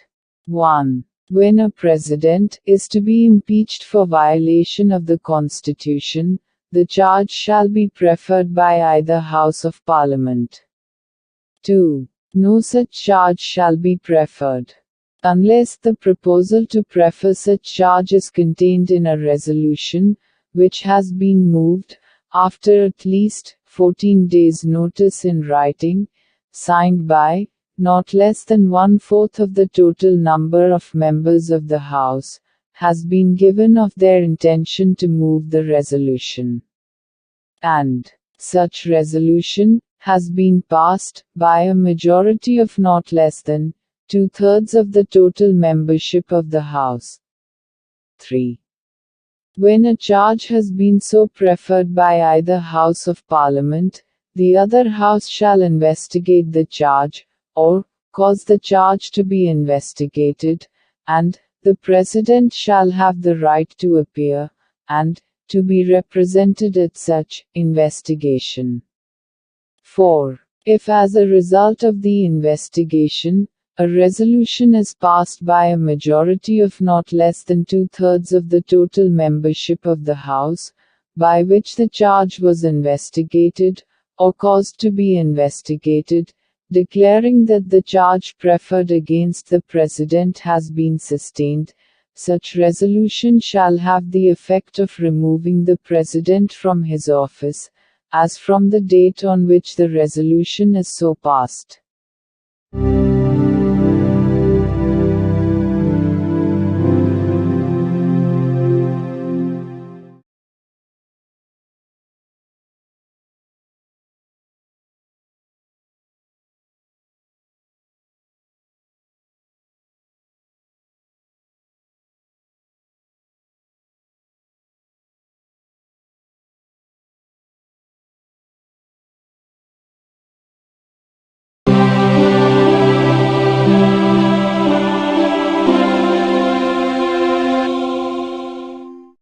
The Constitution of India, Part 5, The Union. Chapter 1. The Executive. The President and Vice President. Article 62. Time of holding election to fill vacancy in the office of President. And, the term of office of person elected to fill casual vacancy. 1. An election to fill a vacancy caused by the expiration of the term of office of President, shall be completed before the expiration of the term. 2. An election to fill a vacancy in the office of President, occurring by reason of his death, resignation or removal, or otherwise shall be held as soon as possible, after, and in no case later than 6 months from, the date of occurrence of the vacancy. And, the person elected to fill the vacancy shall, subject to the provisions of Article 56, be entitled to hold office for the full term of 5 years, from the date on which he enters upon his office.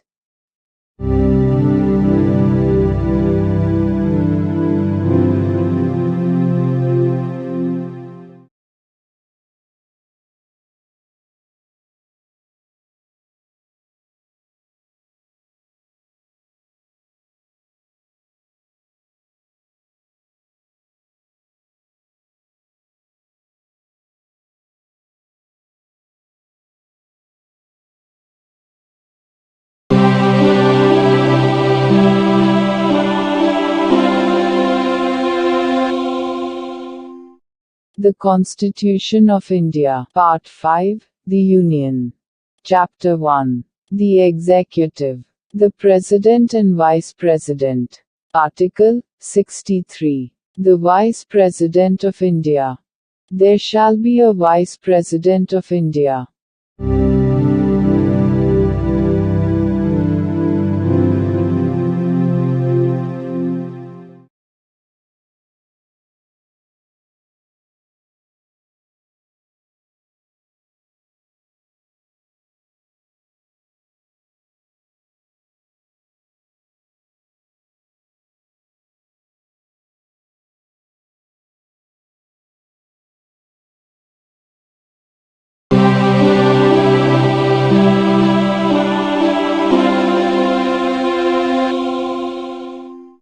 The Constitution of India, Part 5, The Union. Chapter 1. The Executive. The President and Vice President. Article 64. The Vice President, to be, ex officio Chairman of the Council of States. The Vice President shall be, ex officio Chairman of the Council of the States, and shall not hold any other office of profit, provided that, during any period, when the Vice President acts as President, or discharges the functions of the President under Article 65, he shall not perform the duties of the office of Chairman of the Council of States, and shall not be entitled to any salary, or allowance payable to the Chairman of the Council of States, under Article 97.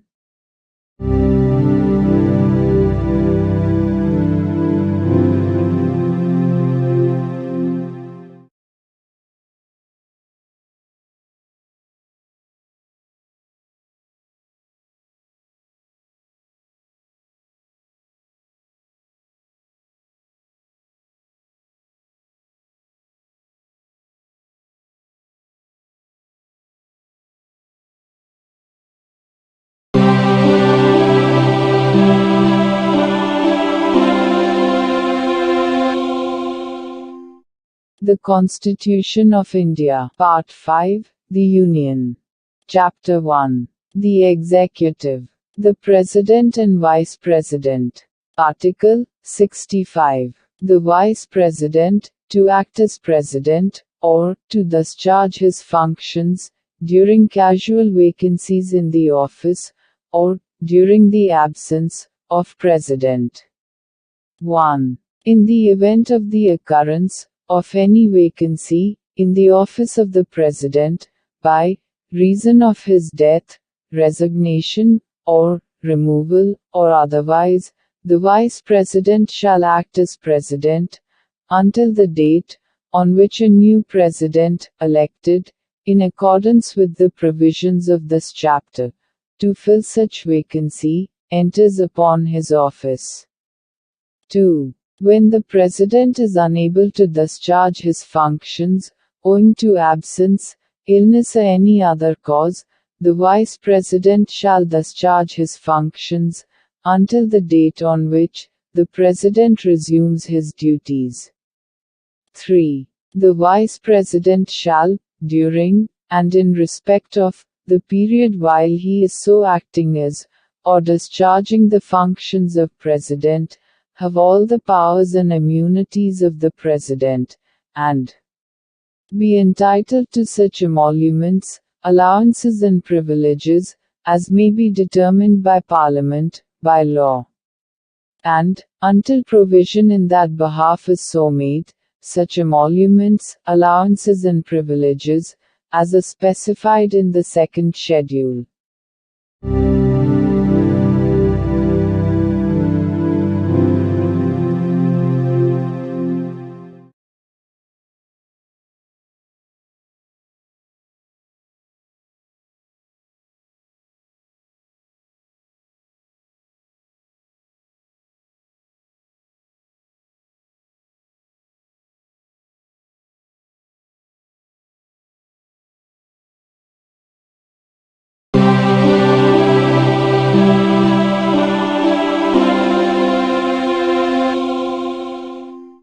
The Constitution of India. Part 5. The Union.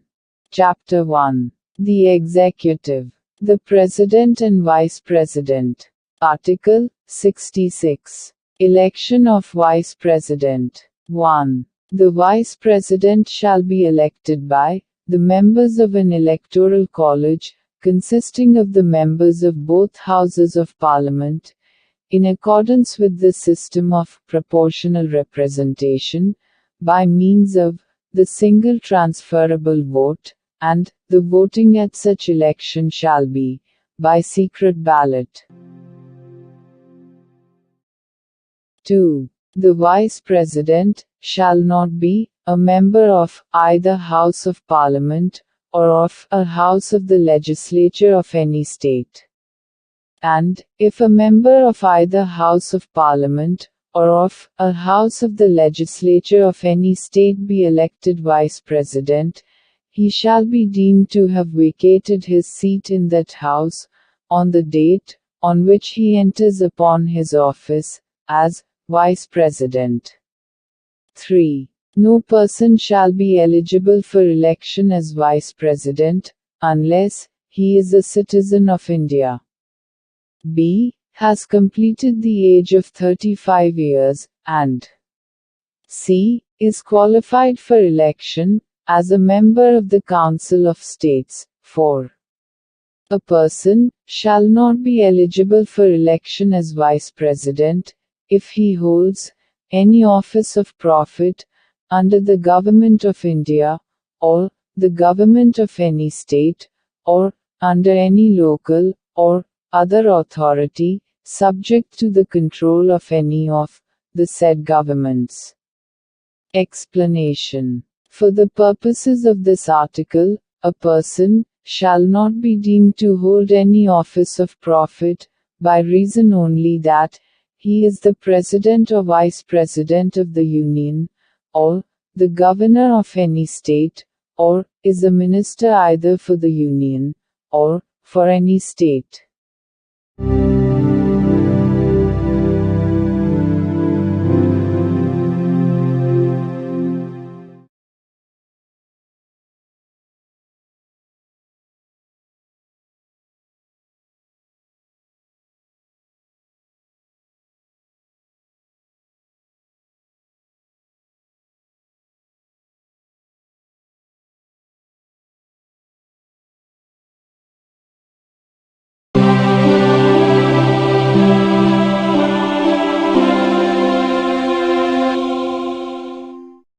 The Constitution of India. Part 5. The Union.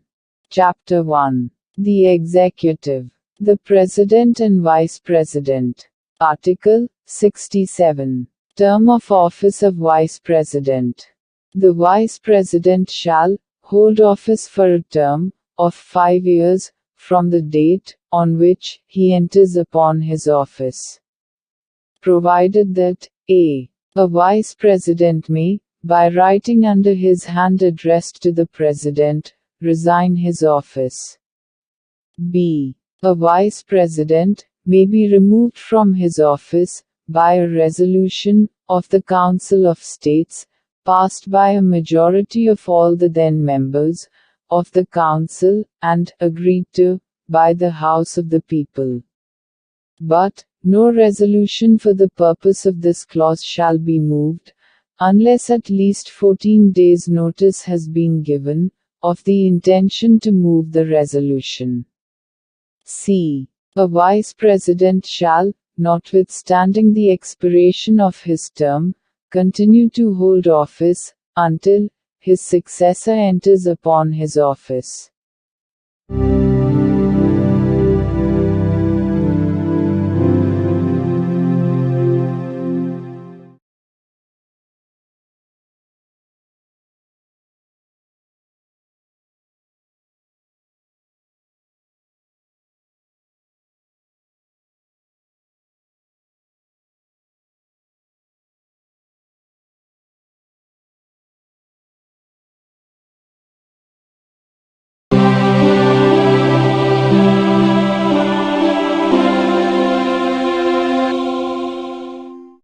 The Constitution of India. Part 5. The Union. Chapter 1. The Executive.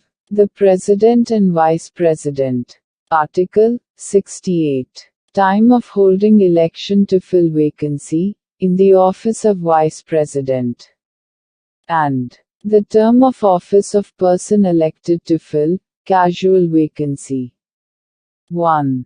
An election to fill a vacancy caused by the expiration of the term of office of Vice President, shall be completed before the expiration of the term. 2. An election to fill a vacancy in the office of Vice President, occurring by reason of his death, resignation or removal, or otherwise shall be held as soon as possible after the occurrence of the vacancy. And the person elected to fill the vacancy shall, subject to the provisions of Article 67, be entitled to hold office for the full term of 5 years, from the date on which he enters upon his office.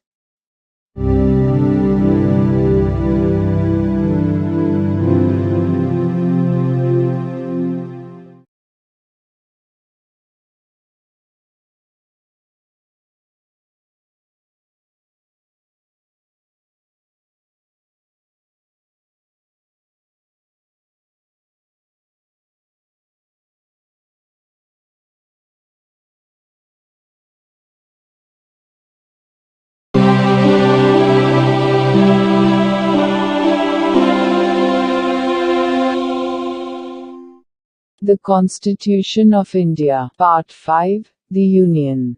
Chapter 1. The Executive. The President and Vice President. Article 69. Oath, or affirmation, by the Vice President.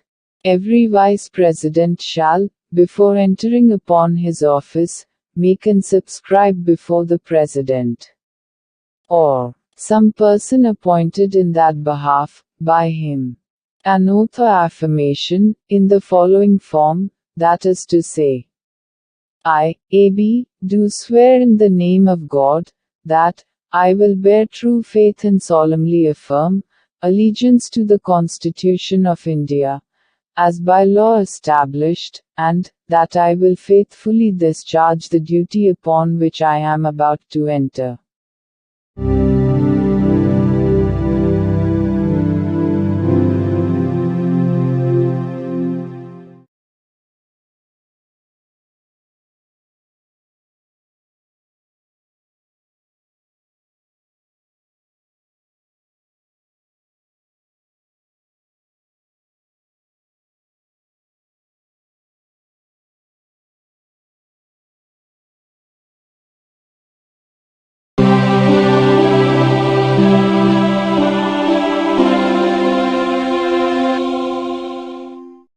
The Constitution of India. Part 5. The Union. Chapter 1. The Executive. The President and Vice President. Article 70. Discharge of President's functions in other contingencies. Parliament may make such provision, as it thinks fit, for the discharge of the functions of the President, in any contingency, not provided for in this chapter.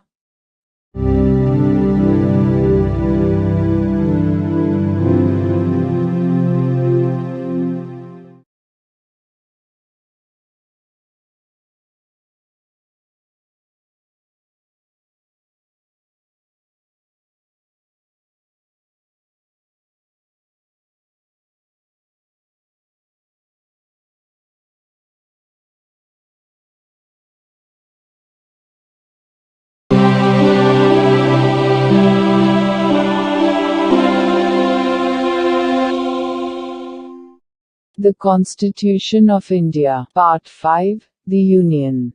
Chapter 1. The Executive. The President and Vice President. Article 71. Matters relating to, or connected with, the election of a President or Vice President. 1. All doubts and disputes arising out of, or in connection with the election of a President, or Vice President shall be inquired into, and decided, by the Supreme Court, whose decision shall be final. 2. If the election of a person, as President, or Vice President, is declared void by the Supreme Court, acts done by him, in the exercise and performance of the powers and duties, of the office of President, or Vice President, as the case may be, on or before the date of the decision of the Supreme Court, shall not be invalidated by reason of that declaration. 3. Subject to the provisions of this Constitution, Parliament may by law regulate any matter relating to or connected with the election of a President or Vice President. 4.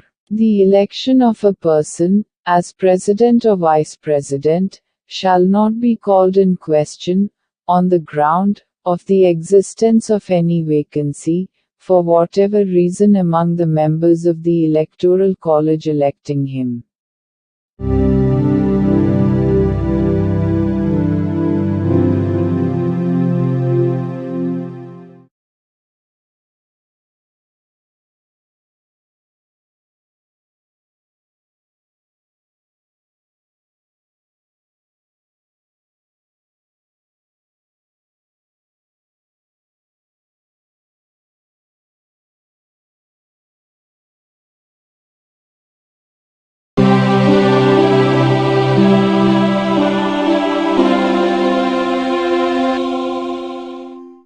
The Constitution of India. Part 5. The Union. Chapter 1. The Executive. The President and Vice President. Article 72. Power of President to grant pardons, etc. and to suspend, remit, or commute sentences in certain cases. 1. The President shall have the power to grant pardons, reprieves, respites, or remissions of punishment, or to suspend, remit, or commute the sentence of any person convicted of any offense, in all cases where the punishment or sentence is by a court-martial. B. In all cases where the punishment or sentence is for an offense against any law relating to a matter to which the executive power of the Union extends. C. In all cases where the sentence is a sentence of death. 2. Nothing in sub-clause A of clause 1 shall affect the power conferred by law on any officer of the armed forces of the Union to suspend, remit, or commute a sentence passed by a court-martial. 3. Nothing in subclause C of clause 1 shall affect the power to suspend, remit, or commute a sentence of death exercisable by the governor of a state under any law for the time being in force.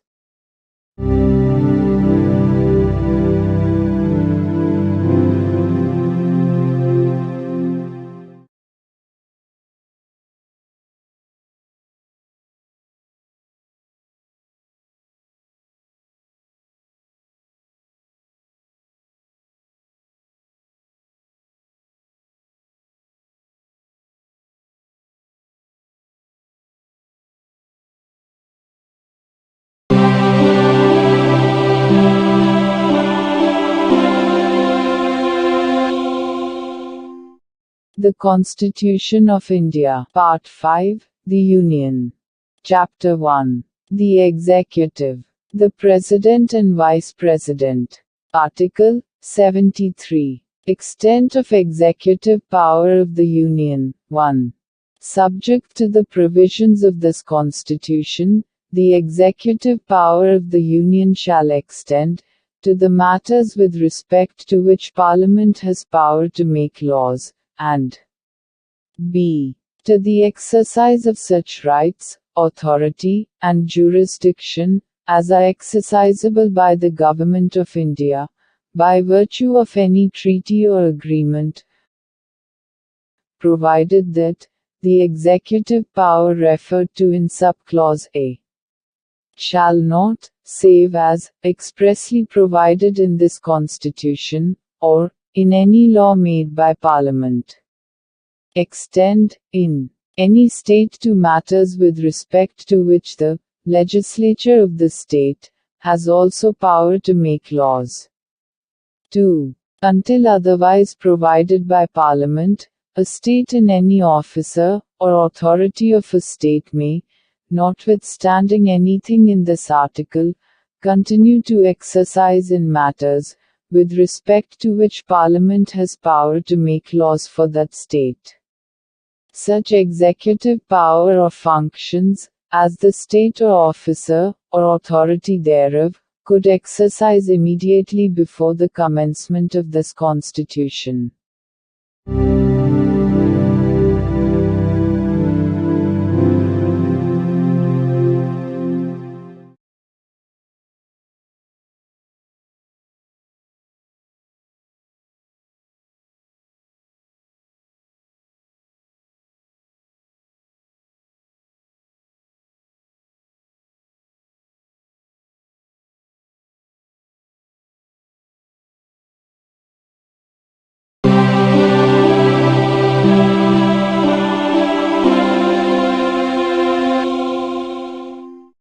The Constitution of India. Part 5. The Union. Chapter 1. The Executive. Council of Ministers. Article 74. Council of Ministers, to aid and advise President. 1. There shall be a Council of Ministers, with the Prime Minister at the head, to aid and advise the President, who shall, in the exercise of his functions, act in accordance with such advice. Provided that the President may require the Council of Ministers to reconsider such advice, either generally or otherwise, and the President shall act in accordance with the advice tendered after such reconsideration.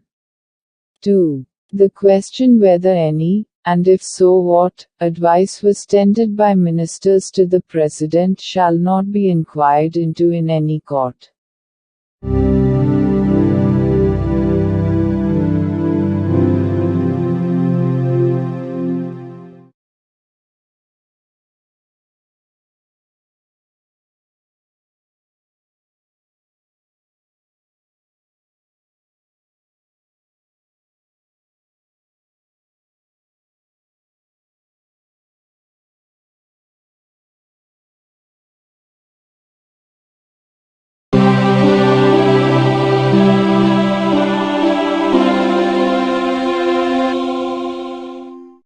The Constitution of India. Part 5. The Union. Chapter 1. The Executive. Council of Ministers. Article 75. Other provisions, as to ministers. 1. The Prime Minister shall be appointed by the President, and the other ministers shall be appointed by the President, on the advice of the Prime Minister. 1a. The total number of ministers, including the Prime Minister, in the Council of Ministers, shall not exceed 15% of the total number of members of the House of the People. 1b.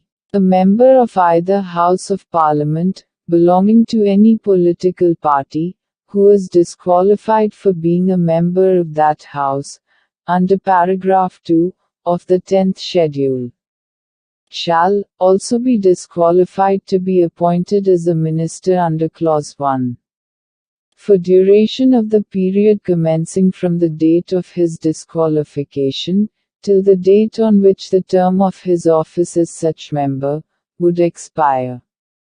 Or, where he contests any election to either House of Parliament before the expiry of such period, till the date on which he is declared elected, whichever is earlier. 2. The ministers shall hold office, during the pleasure of the President. 3. The Council of Ministers shall be, collectively responsible, to the House of the People. 4. Before a minister enters upon his office, the President shall administer to him the oaths of office, and of secrecy, according to the forms set out, for the purpose in the 3rd schedule.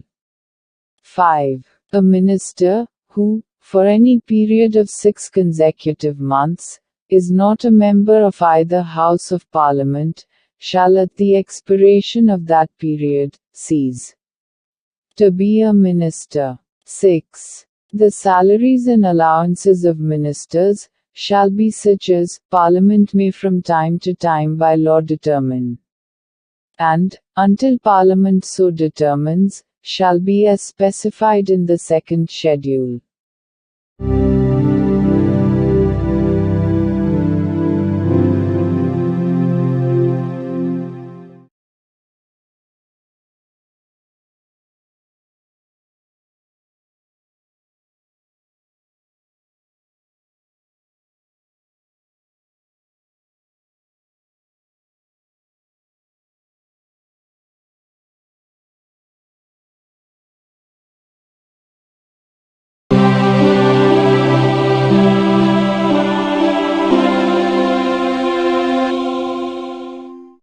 The Constitution of India. Part 5. The Union.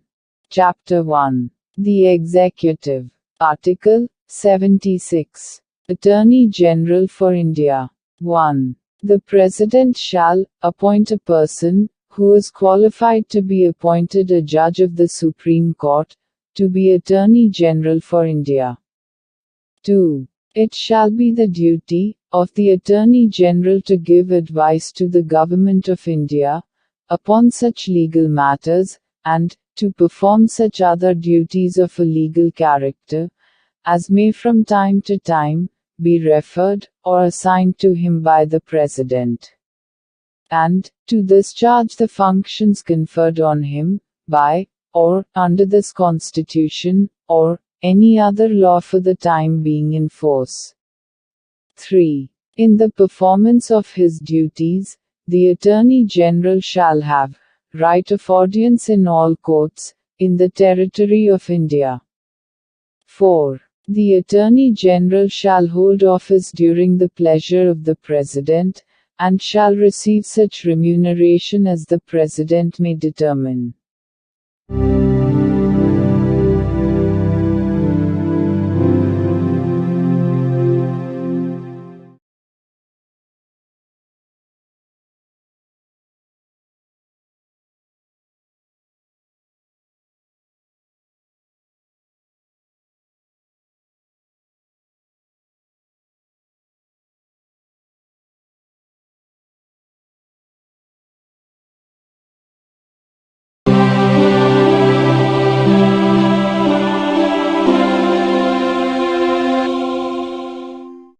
The Constitution of India. Part 5. The Union.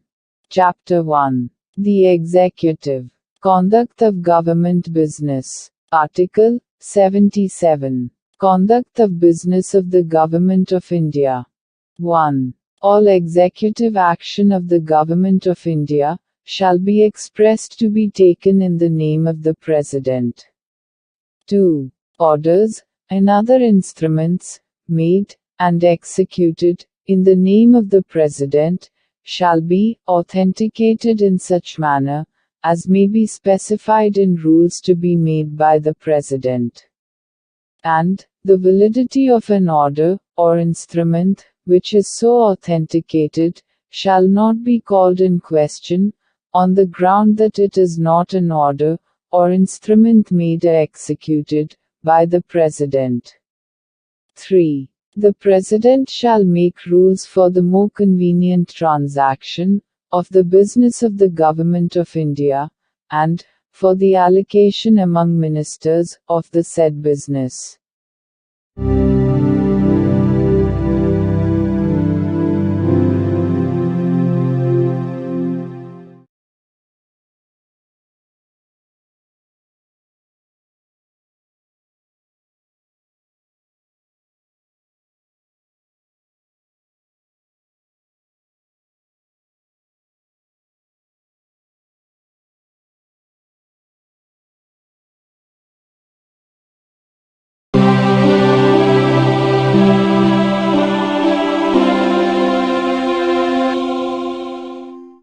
The Constitution of India. Part 5. The Union. Chapter 1. The Executive. Conduct of Government Business. Article 78. Duties of Prime Minister, as respects the furnishing of information to the President, etc. It shall be the duty of the Prime Minister to communicate to the President all decisions of the Council of Ministers, relating to the administration of the affairs of the Union, and proposals for legislation. b. To furnish such information, relating to the administration of the affairs of the Union, and proposals for legislation, as the President may call for. And c. If the President so requires, to submit for the consideration of the Council of Ministers, any matter on which a decision has been taken by a minister, but which has not been considered by the Council.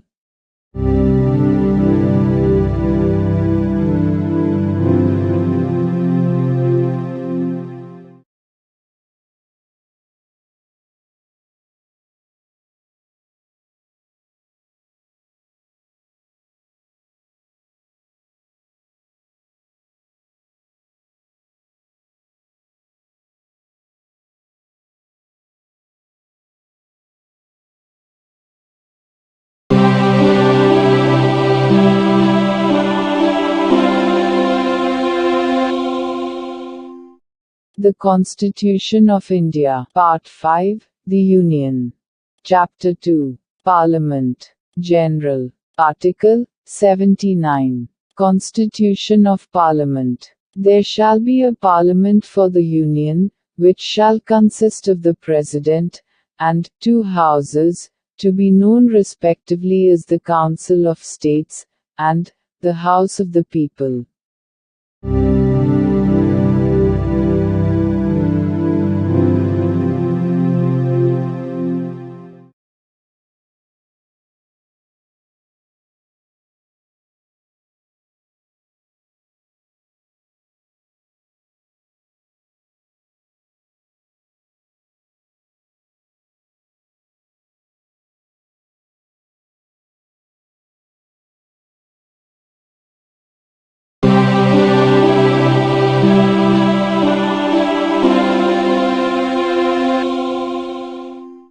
The Constitution of India. Part 5. The Union.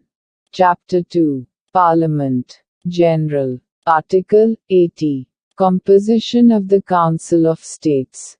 1. The Council of States shall consist of 12 members to be nominated by the President, in accordance with the provisions of Clause 3. And b. Not more than 238 representatives of the states, and of the Union territories. 2.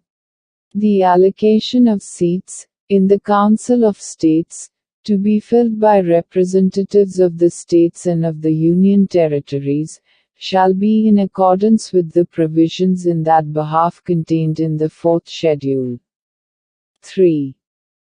The members to be nominated by the President under Subclause A of Clause 1 shall consist of persons having special knowledge or practical experience in respect of such matters as the following, namely: literature, science, art and social service.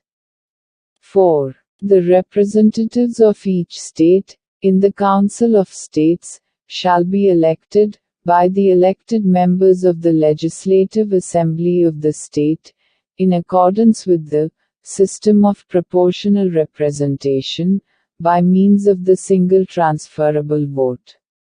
5. The representatives of the Union territories in the Council of States shall be chosen in such manner, as Parliament may by law prescribe.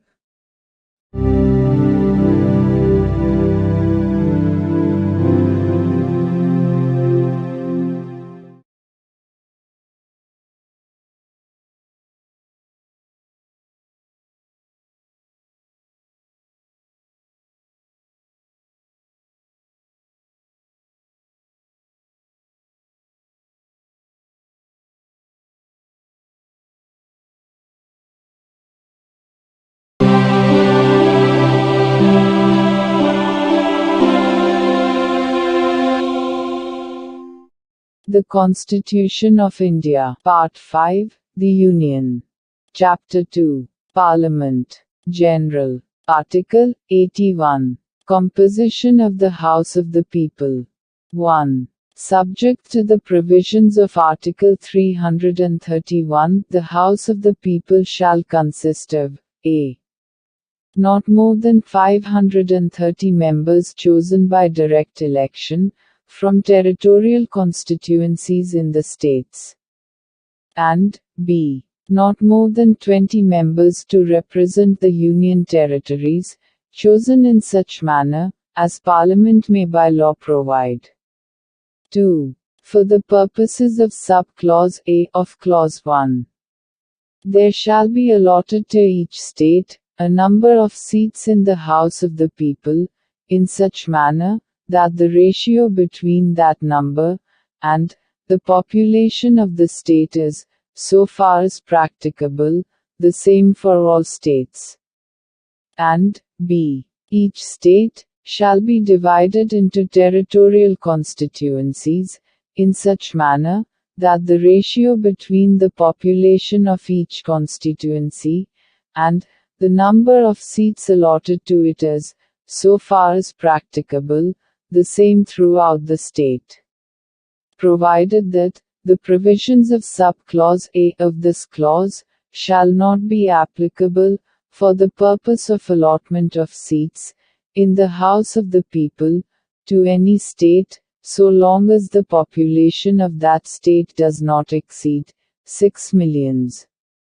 3. In this article, the expression population means the population is ascertained at the last preceding census, of which the relevant figures have been published. Provided that the reference, in this clause, to the last preceding census of which the relevant figures have been published, shall, until the relevant figures for the first census taken after the year 2026 have been published, be construed, 1. For the purposes of Subclause A of Clause 2, and the proviso to that clause, as a reference to the 1971 census. And 2. For the purposes of Subclause B of Clause 2, as a reference to the 2001 census.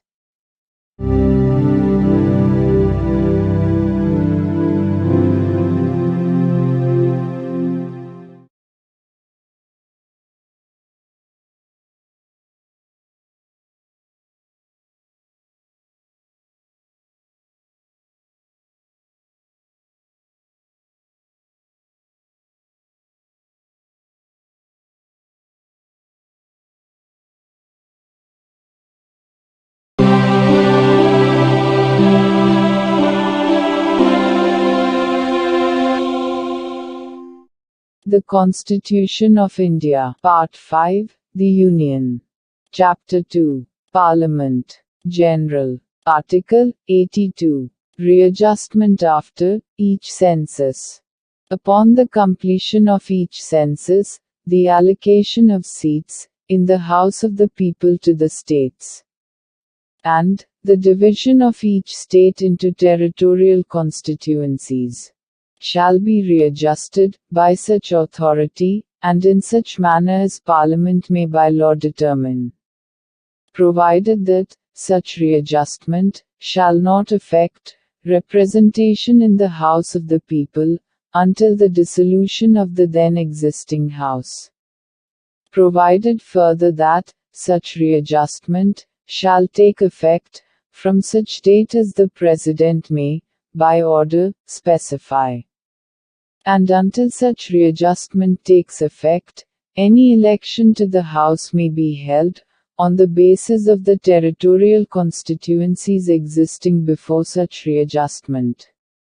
Provided also that, until the relevant figures for the first census, taken after the year 2026, have been published, it shall not be necessary to readjust the allocation of seats in the House of the People to the states, as readjusted on the basis of the 1971 census. And, 2. The division of each state into territorial constituencies, as may be readjusted on the basis of the 2001 census, under this article.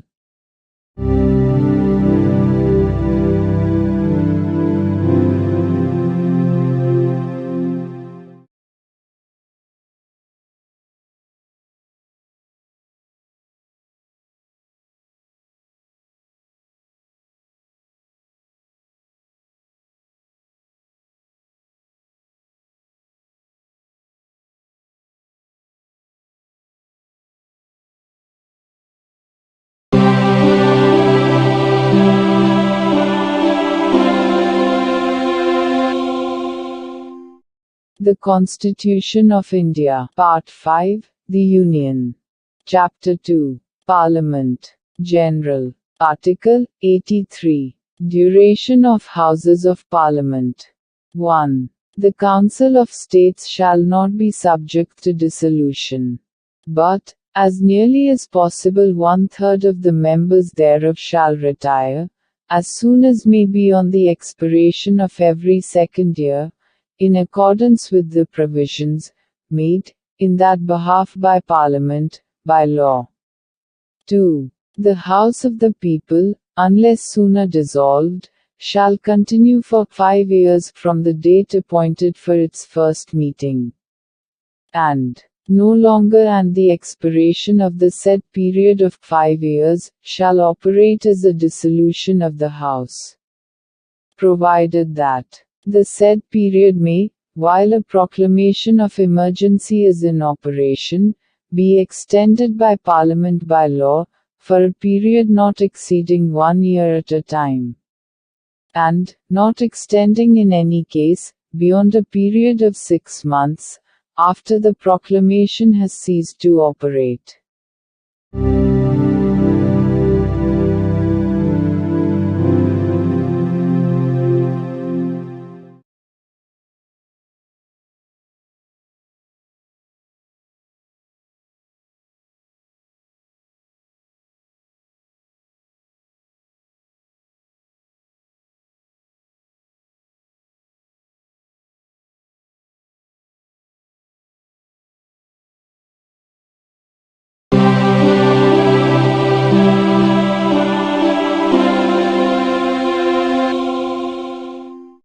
The Constitution of India. Part 5, The Union. Chapter 2, Parliament. General. Article 84. Qualification for membership of Parliament.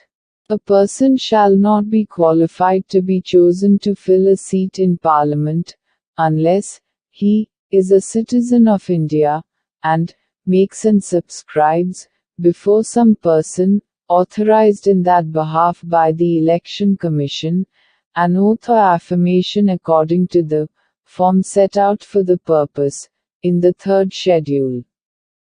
B. Is, in the case of a seat in the Council of States, not less than 30 years of age, and, in the case of a seat in the House of the People, not less than 25 years of age.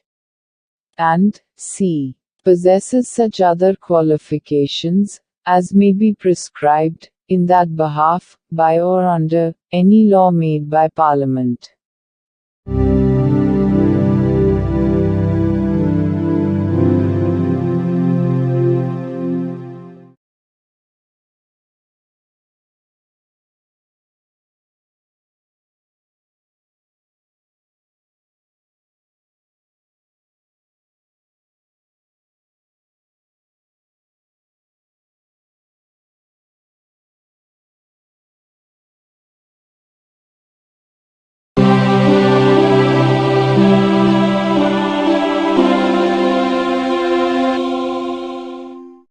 The Constitution of India. Part 5, The Union.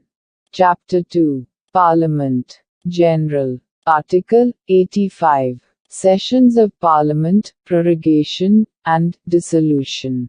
1. The President shall from time to time, summon, each House of Parliament, to meet at such time and place, as he thinks fit. But, 6 months shall not intervene, between its last sitting in one session, and the date appointed, for its first sitting, in the next session. 2. The President may from time to time, prorogue the Houses, or either House. B. Dissolve the House of the People.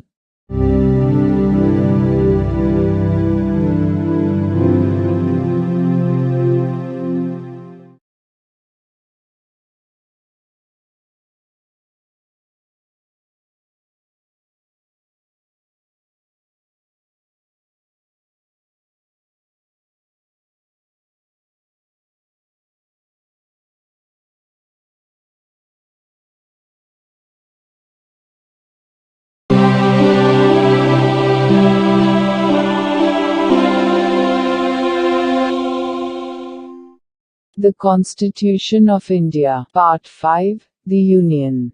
Chapter 2. Parliament. General. Article 86. Right of President, to address, and send messages, to Houses. 1. The President may address, either House of Parliament, or, both Houses assembled together, and, for that purpose, require the attendance, of members. 2. The President may send messages, to either House of Parliament, whether with respect to a bill, then pending in Parliament, or otherwise. And, a House to which any message is so sent, shall, with all convenient dispatch, consider, any matter, required by the message to be taken into consideration.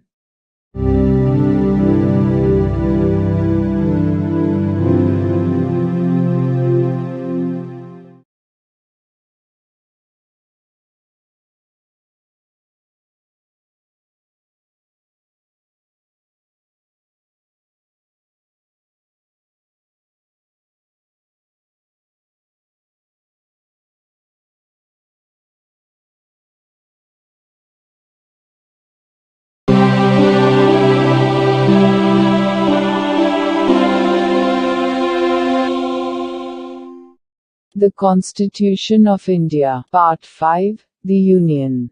Chapter 2. Parliament. General. Article 87. Special Address by the President.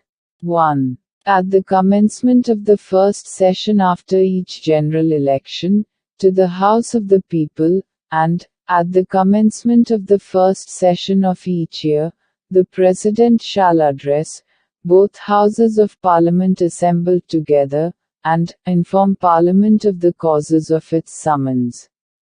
2. Provision shall be made by the rules regulating the procedure of either House for the allotment of time for discussion of the matters referred to in such address.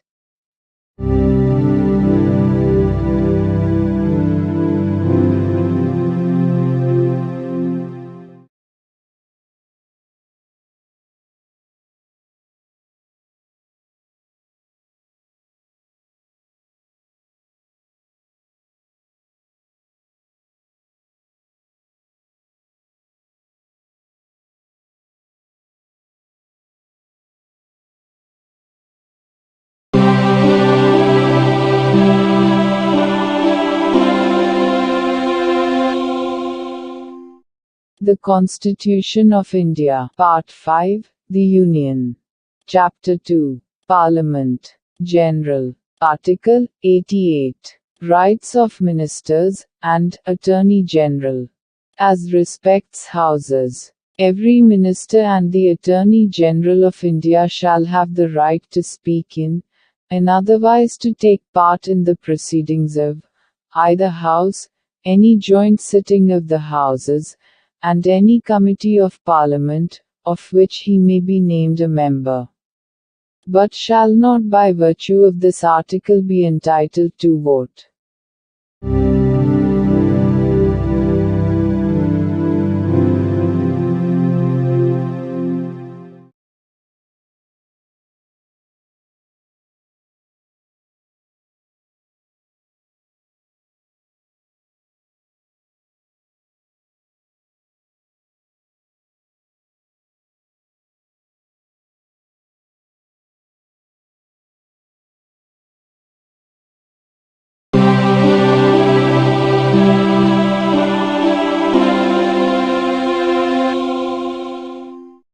The Constitution of India. Part 5, The Union. Chapter 2, Parliament. Officers of Parliament. Article 89. The Chairman and Deputy Chairman of the Council of States. 1. The Vice President of India shall be, ex officio Chairman of the Council of States. 2. The Council of States shall, as soon as may be, choose a member of the Council to be Deputy Chairman thereof, and, so often as the office of Deputy Chairman becomes vacant, the Council shall choose another member to be Deputy Chairman thereof.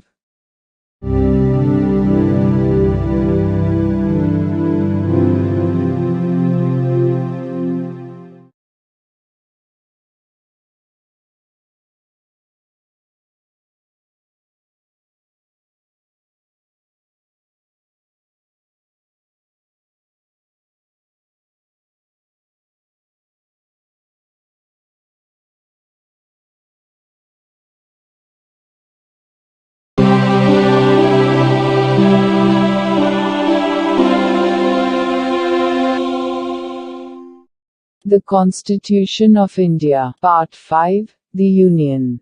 Chapter 2, Parliament. Officers of Parliament. Article 90. Vacation and resignation of, and removal from, the office of Deputy Chairman. A member holding office, as Deputy Chairman of the Council of States, shall vacate his office if he ceases to be a member of the Council. B. May at any time, by writing under his hand addressed to the Chairman, resign his office. And C. May be removed from his office, by a resolution of the Council, passed by a majority of all the then members of the Council. Provided that, no resolution for the purpose of Clause C, shall be moved, unless at least 14 days' notice has been given of the intention to move the resolution.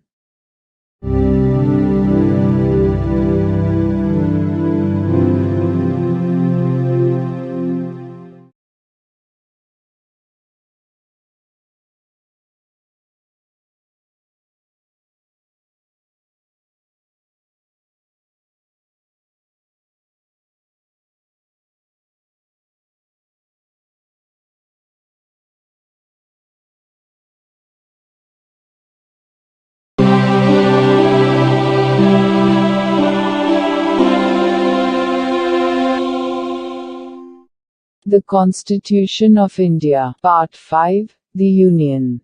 Chapter 2, Parliament. Officers of Parliament. Article 91. Power of the Deputy Chairman, or other person, to perform the duties of the office of, or to act as, Chairman.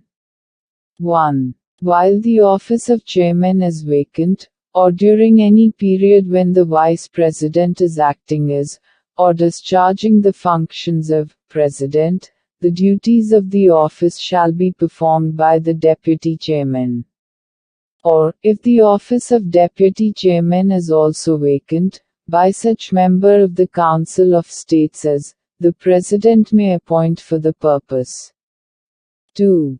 During the absence of the Chairman from any sitting of the Council of States, the Deputy Chairman, or, if he is also absent, such person as may be determined by the rules of procedure of the Council, or, if no such person is present, such other person as may be determined by the Council, shall act as Chairman.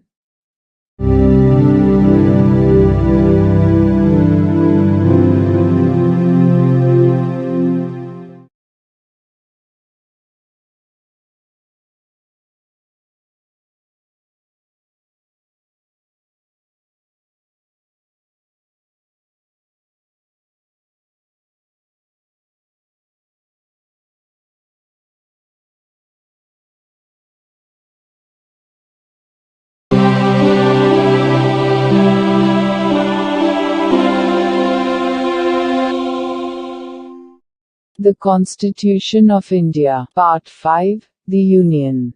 Chapter 2. Parliament. Officers of Parliament. Article 92. The Chairman or the Deputy Chairman, not to preside, while a resolution for his removal from office is under consideration. 1. At any sitting of the Council of States, while any resolution for the removal of the Vice President from his office is under consideration, the Chairman, or while any resolution for the removal of the Deputy Chairman from his office is under consideration, the Deputy Chairman shall not, though he is present, preside.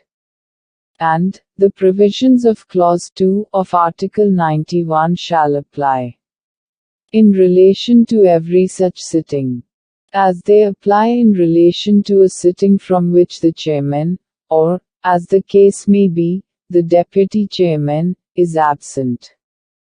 2. The Chairman shall have the right to speak in, and, otherwise to take part in the proceedings of, the Council of States, while any resolution for the removal of the Vice President from his office is under consideration in the Council, but, notwithstanding anything in Article 100, shall not be entitled to vote at all on such resolution, or on any other matter during such proceedings.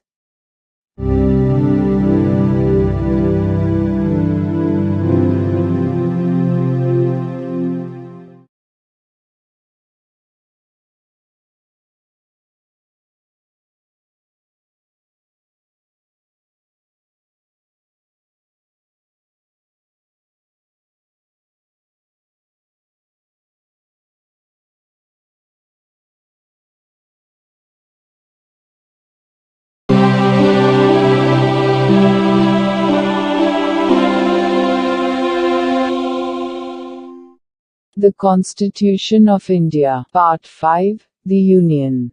Chapter 2. Parliament. Officers of Parliament. Article 93. The Speaker and Deputy Speaker of the House of the People. The House of the People shall, as soon as may be, choose 2 members of the House, to be respectively Speaker and Deputy Speaker thereof, and so often as the office of Speaker or Deputy Speaker becomes vacant, the House shall choose another member to be Speaker or Deputy Speaker, as the case may be.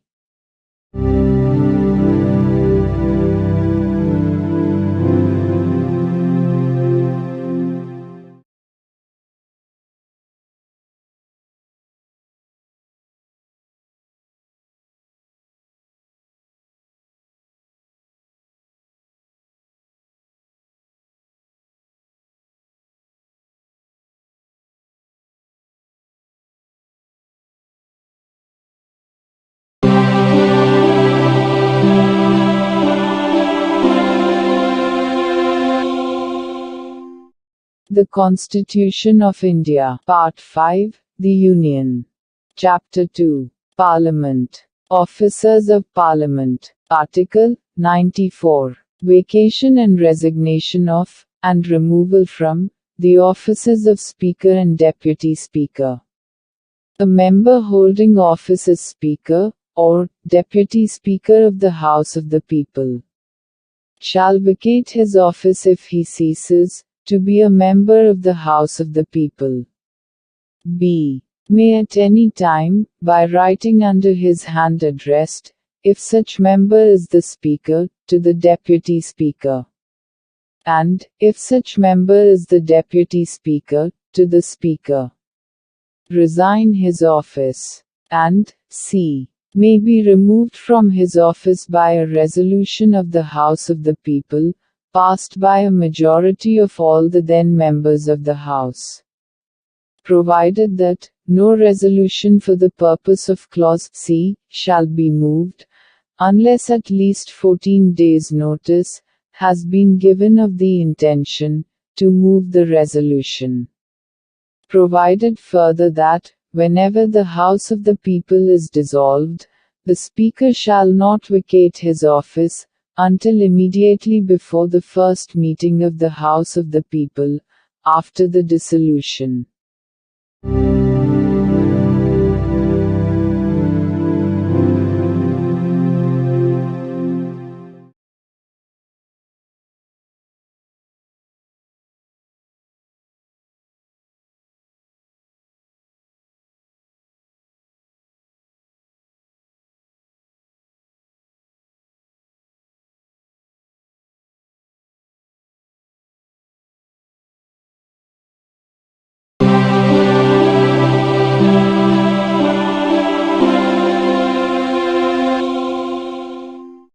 The Constitution of India. Part 5, The Union. Chapter 2. Parliament. Officers of Parliament. Article 95. Power of the Deputy Speaker, or other person, to perform the duties of the office of, or to act as, Speaker. 1. While the office of Speaker is vacant, the duties of the office shall be performed by the Deputy Speaker. Or, if the office of Deputy Speaker is also vacant, by such member of the House of the People as the President may appoint for the purpose. 2. During the absence of the Speaker from any sitting of the House of the People, the Deputy Speaker, or, if he is also absent, such person as may be determined by the rules of procedure of the House, or, if no such person is present, such other person as may be determined by the House, shall act as Speaker.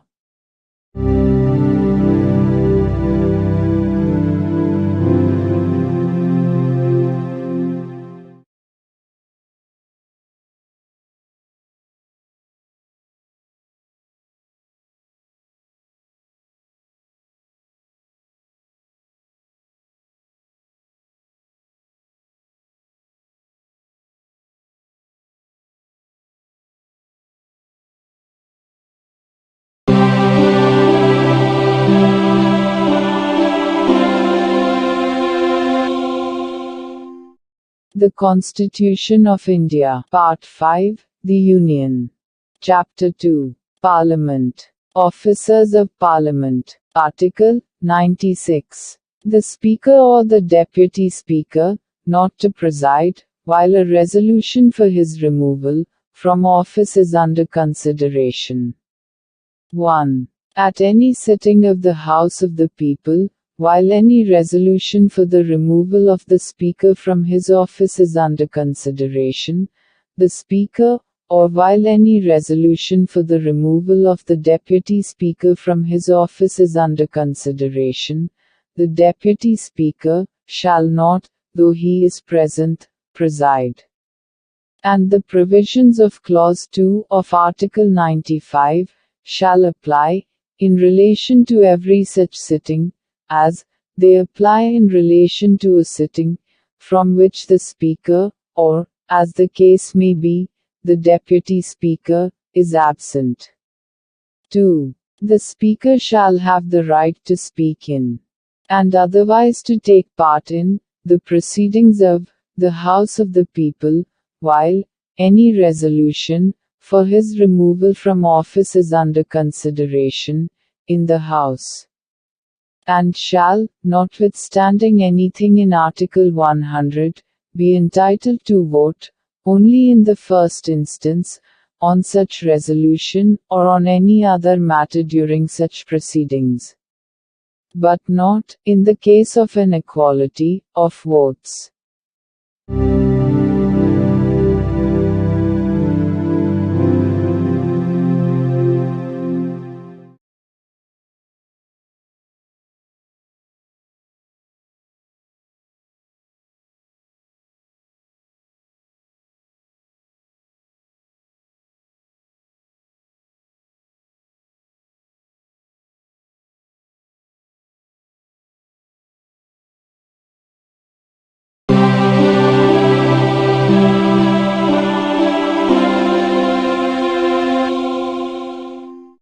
The Constitution of India. Part 5, The Union.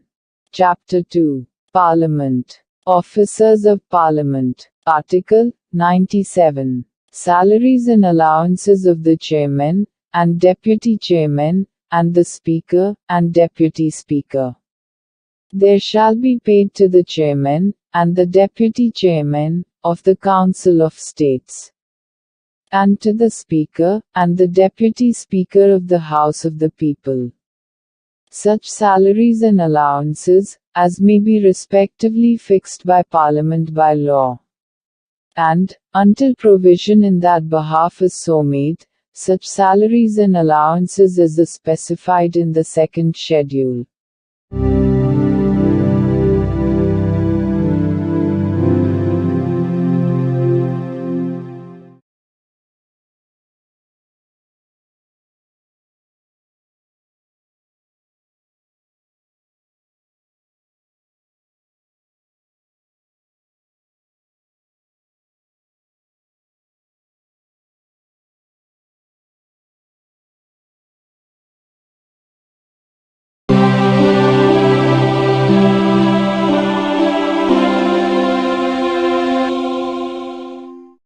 The Constitution of India. Part 5, The Union.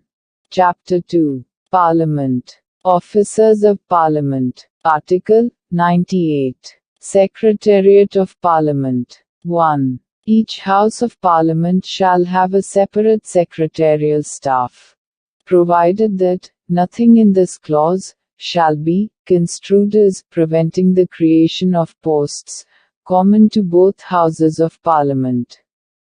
2. Parliament may by law regulate the recruitment, and the conditions of service of persons appointed, to the secretarial staff of either House of Parliament.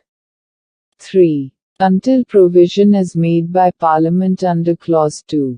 The President may, after consultation with the Speaker of the House of the People, or the Chairman of the Council of States, as the case may be, make rules regulating the recruitment, and the conditions of service of persons appointed, to the secretarial staff of the House of the People or the Council of States.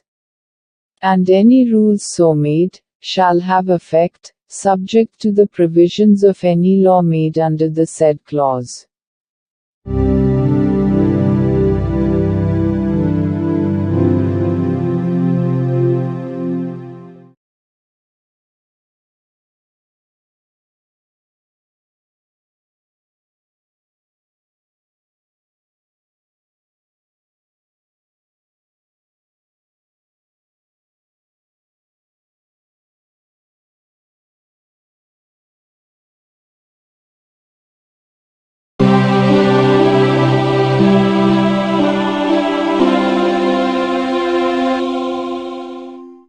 The Constitution of India. Part 5, The Union.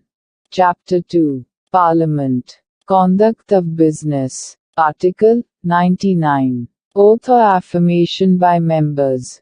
Every member of either House of Parliament shall, before taking his seat, make and subscribe before the President, or some person appointed in that behalf by him, an oath or affirmation according to the form set out for the purpose in the third schedule.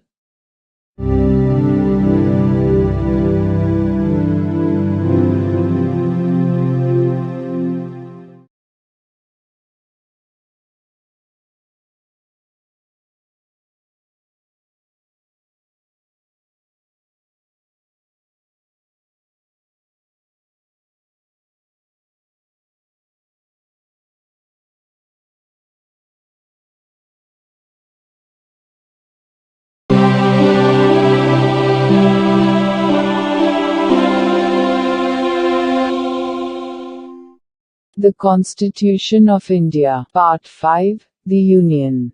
Chapter 2. Parliament. Conduct of Business. Article 100. Voting, in Houses, power of Houses to act, notwithstanding vacancies and quorum.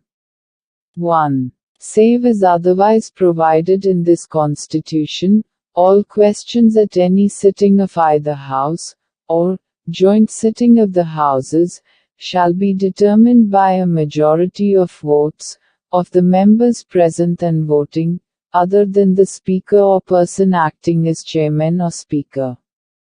The Chairman or Speaker, or person acting as such, shall not vote in the first instance, but shall have and exercise a casting vote, in the case of an equality of votes. 2.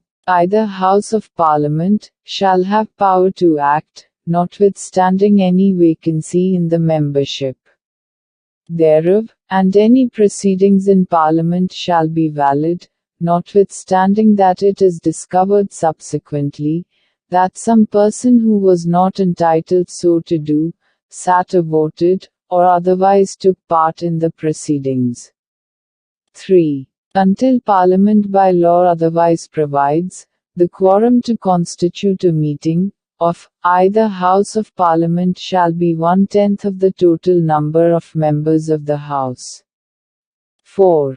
If at any time during a meeting of a House there is no quorum, it shall be the duty of the Chairman or Speaker, or person acting as such, either to adjourn the House or to suspend the meeting until there is a quorum.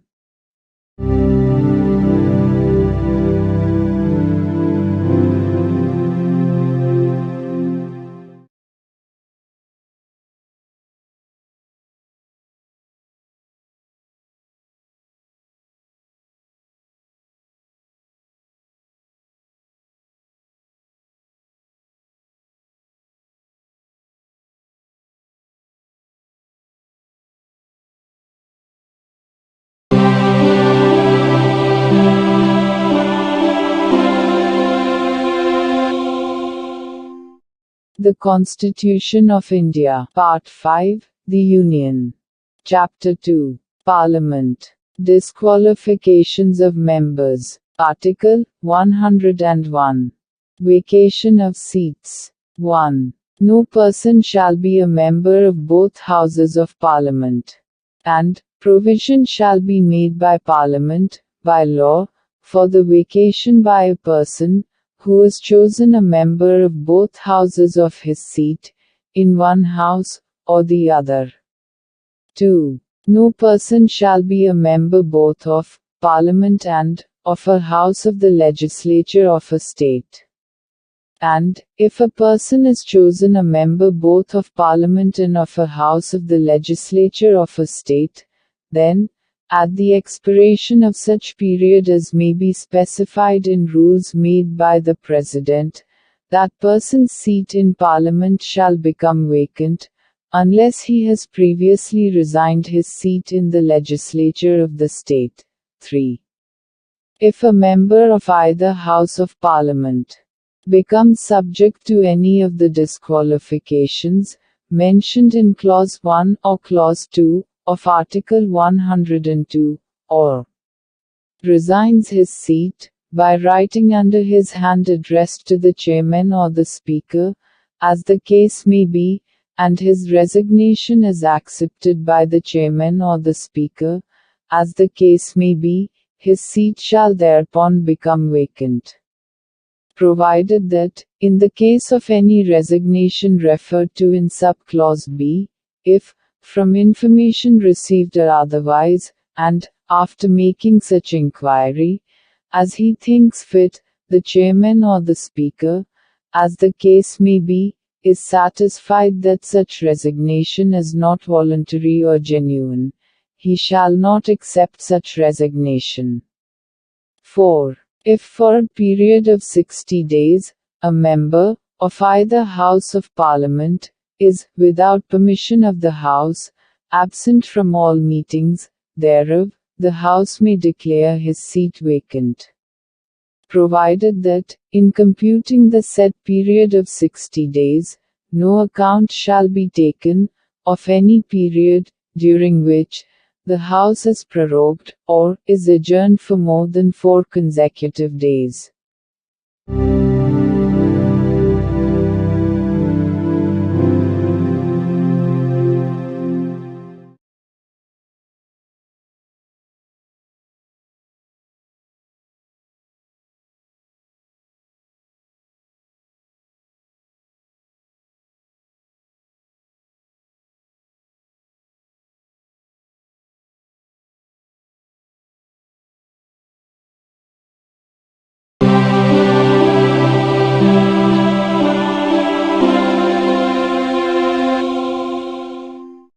The Constitution of India. Part 5, The Union.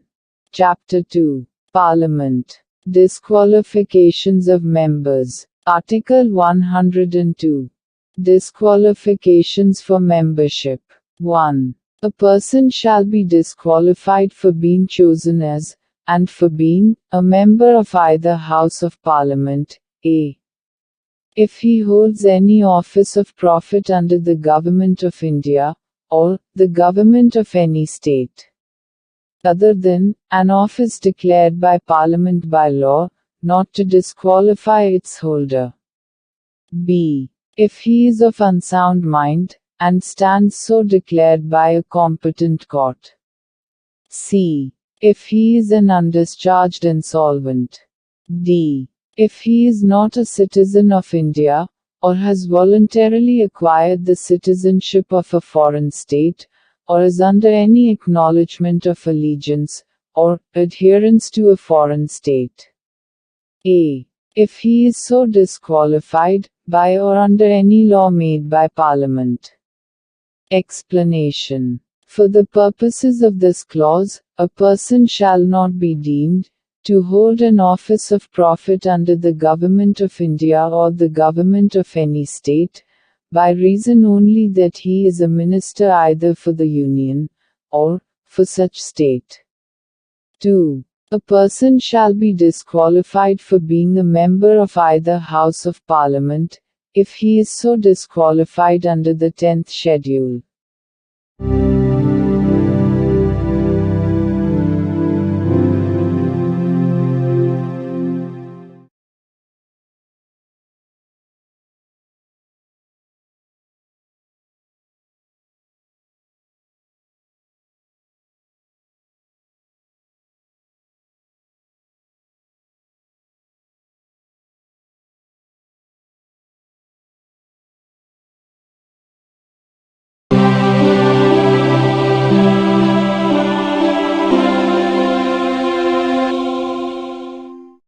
The Constitution of India. Part 5, The Union. Chapter 2. Parliament. Disqualifications of members. Article 103. Decision on questions, as to, disqualifications of members. 1. If any question arises, as to whether a member of either House of Parliament, has become, subject to any of the disqualifications mentioned in Clause 1, of Article 102, the question shall be referred for the decision of the President and his decision shall be final. 2. Before giving any decision on any such question, the President shall obtain the opinion of the Election Commission, and shall act according to such opinion.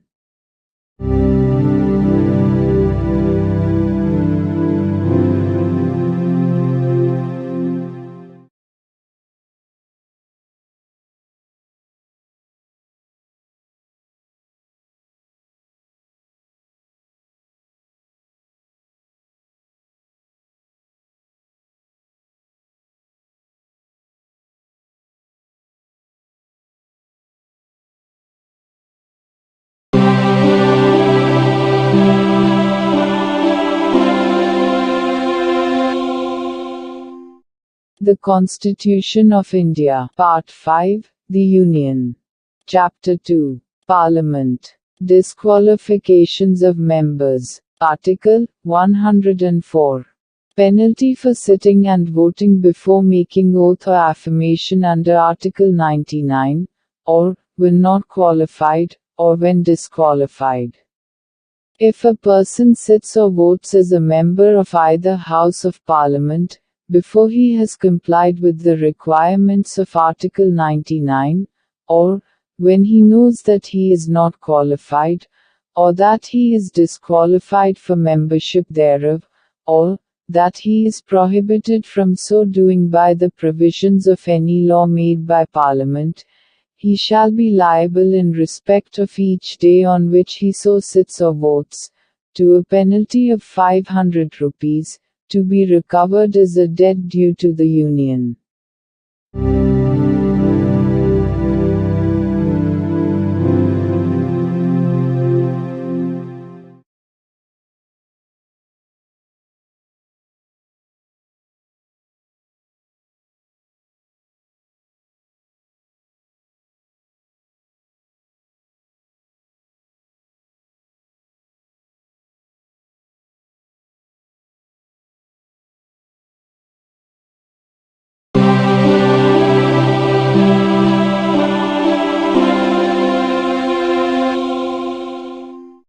The Constitution of India. Part 5, The Union. Chapter 2. Parliament. Powers, privileges and immunities of Parliament, and its members. Article 105. Powers, privileges, etc., of the Houses of Parliament, and of the members and committees, thereof.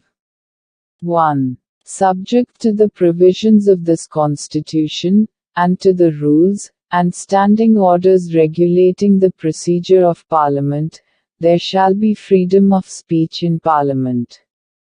2. No member of Parliament shall be liable to any proceedings in any court, in respect of anything said, or any vote given by him in Parliament, or any committee thereof, and no person shall be so liable in respect of the publication, by or under, the authority of either House of Parliament of any report, paper, votes, or proceedings. 3. In other respects, the powers, privileges and immunities of each House of Parliament, and of the members and the committees of each House, shall be such as may from time to time be defined by Parliament by law. And, until so defined, shall be those of that House and, of its members, and committees, immediately before the coming into force of Section 15 of the Constitution, 44th Amendment, Act, 1978. 4. The provisions of clauses 1, 2, and 3, shall apply in relation to persons, who by virtue of this Constitution have the right to speak in, and otherwise to take part in the proceedings of a House of Parliament, or any committee thereof, as they apply in relation to members of Parliament.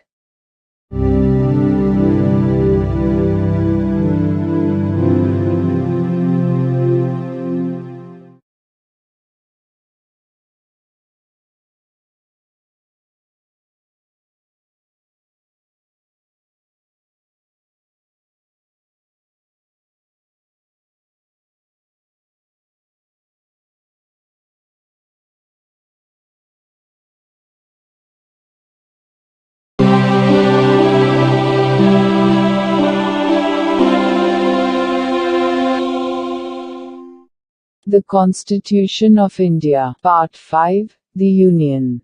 Chapter 2. Parliament. Powers, privileges and immunities of Parliament, and its members. Article 106. Salaries and allowances of members.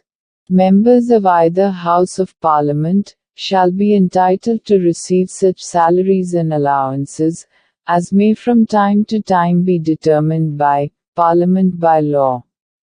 And, until provision in that respect is so made, allowances at such rates, and upon such conditions, as were immediately before the commencement of this Constitution, applicable in the case of members of the Constituent Assembly of the Dominion of India.